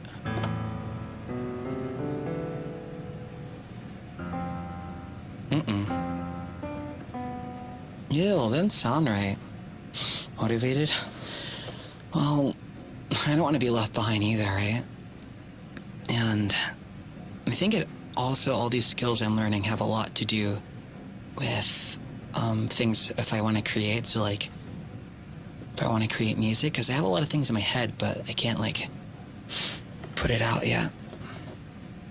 I gotta fix that tone. I don't know why it's off. Chorus. What's this?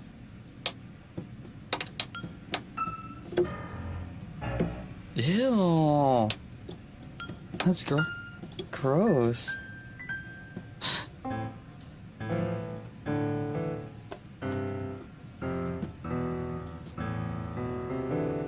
Like around there, I think.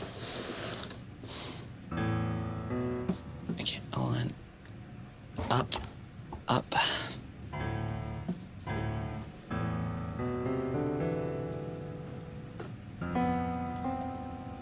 Yeah, I was like that.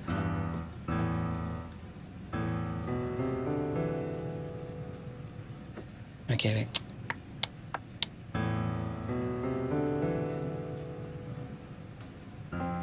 Come on.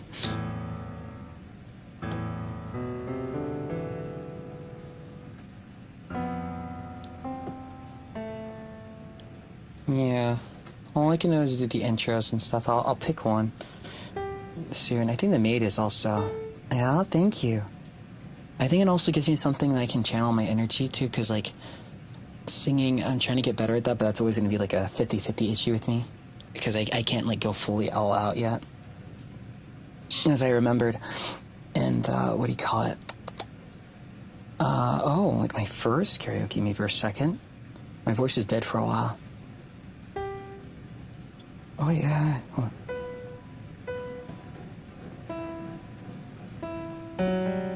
Ew. Gross. Yeah.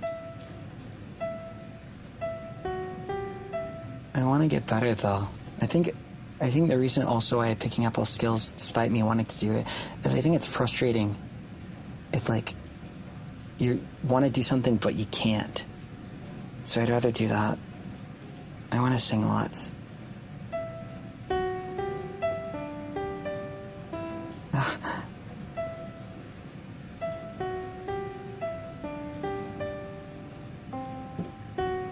See, that one's hard. I don't know where to go from that.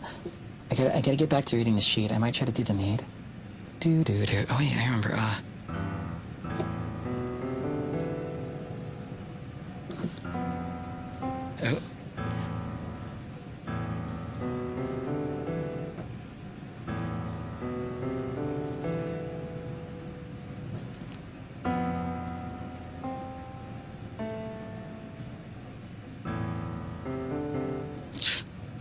Oh wait, it's.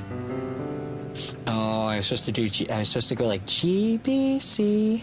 What is this? Okay, I think this is a C D E F. Yeah, G1.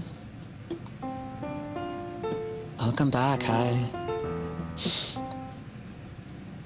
I mean, there's the Mary thing, but that one's easy. Well, let me see that after I don't mess it up. Where is it?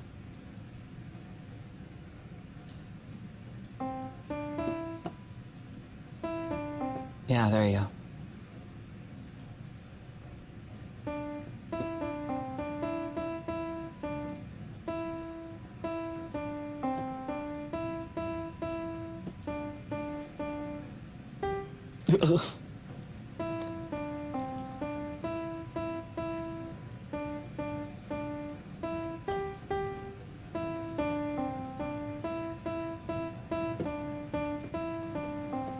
Damn. It's okay. I'm gonna learn Twinkle Twinkle. Yeah, thank you. No worries. I'm never too harsh on myself, usually, I don't think. I'm harsh on myself with other things. I want to learn that song, the Michael Giaventi. I forgot how to do Claire.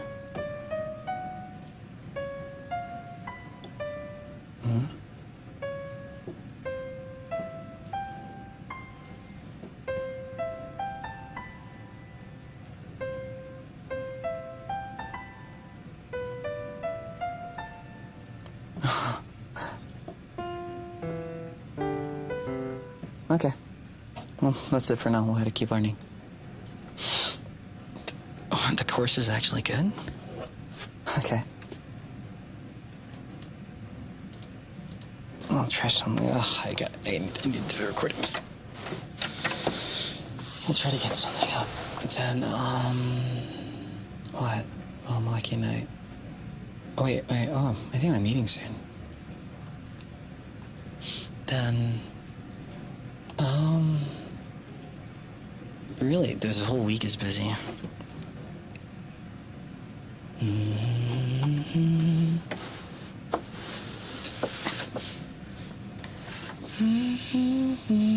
Hi, Haka. Hello, Burby boy. Welcome back. I'm about to end in a sec because I have a meeting. We're just trying to. Well, I can do it again, maybe.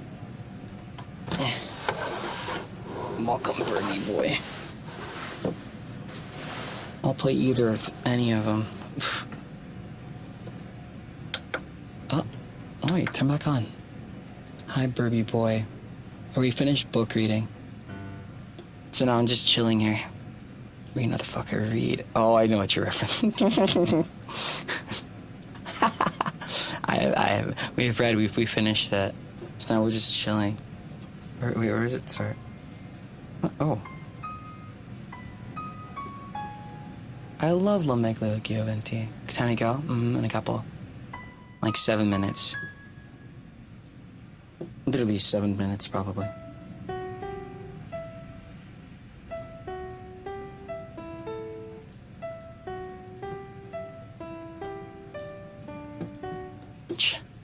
It's really comfy. It is.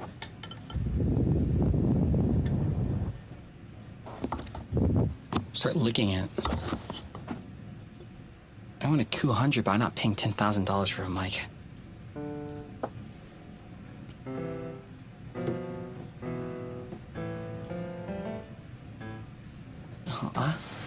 Don't lick it.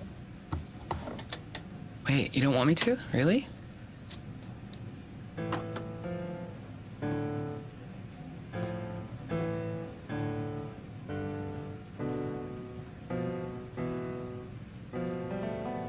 Huh? Oh, yeah, there you go.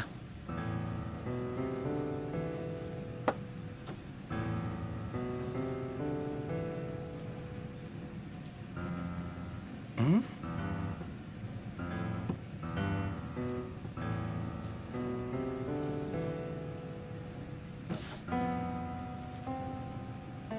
Yeah. No request. Morning, Princess Charming. Call me Prince. Okay. Guess you can't do that now, though. I unplug you so it does not burst anyone's ears. Hello, thank you. Now it's called the maid from Fata Morgana. Do do do do do do. Do do do. Do do do do. Oh, you are so desperate to give me a pet name. You guys are easily seen. Okay. Thank you for the raid, Haka. Okay, I gotta go in like 4 minutes. Then we'll see how we're kicking it done. Think of one. Mm-hmm. Flat. Click. Huh? Don't want what? Hmm? No, I just like teasing. Only doing as we were told. Huh? Thank you, then. See, that's cool. That's the OG stuff. Prince. What type of VTuber am I becoming? This is interesting. As long as you had fun. I'm not gonna believe you if you're normal, by the way. I'm not gonna believe that. Prince Florbo. See, that has a very nice ring to it. Prince Florbo. Prince Florbo, Miss... Prince Florbo.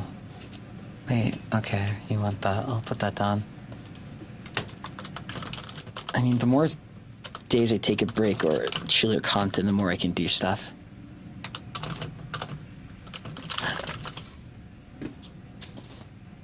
Ella, get behind me. Shut up. You can't take... None of you can take me. What do you mean? Even then, if you beat me in a fight, you have to beat me in the next one.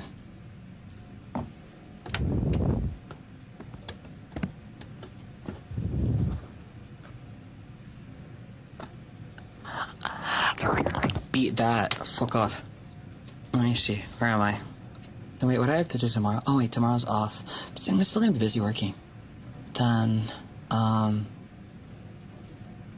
Final Fantasy, but then I think there's the collab there or something, so I may have to move. Or something? I have no idea. We shall see. You think you can beat me? Try. Okay, let me shut out the redirect. Thank you for your love. I'm accepting it considerably.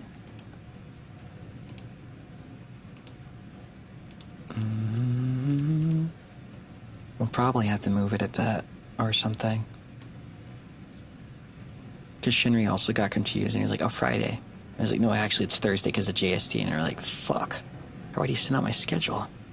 So, we will see. We will see. He's still playing Home Sweet Home? What the hell is that? Yeah? Thanks for watching. No problem. What's that? I have no idea. Horror game. Not long, huh? Interesting. I'd want to. We'll see. The more I take care of myself, the better. You can't get me. Try me. Come. You can't. Okay.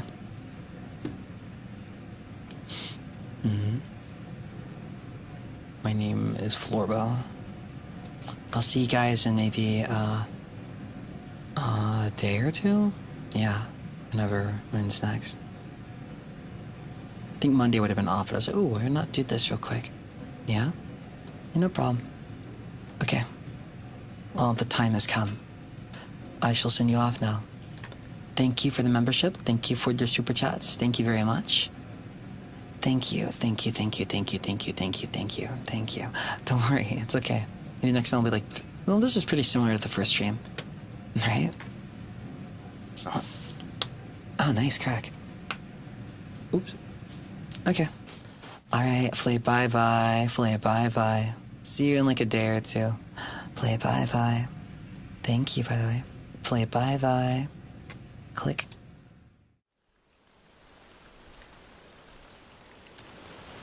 Hehehehe.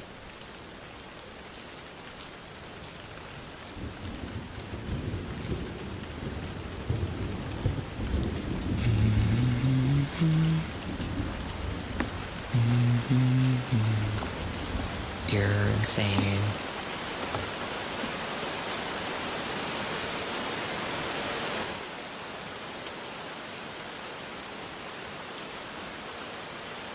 Good night.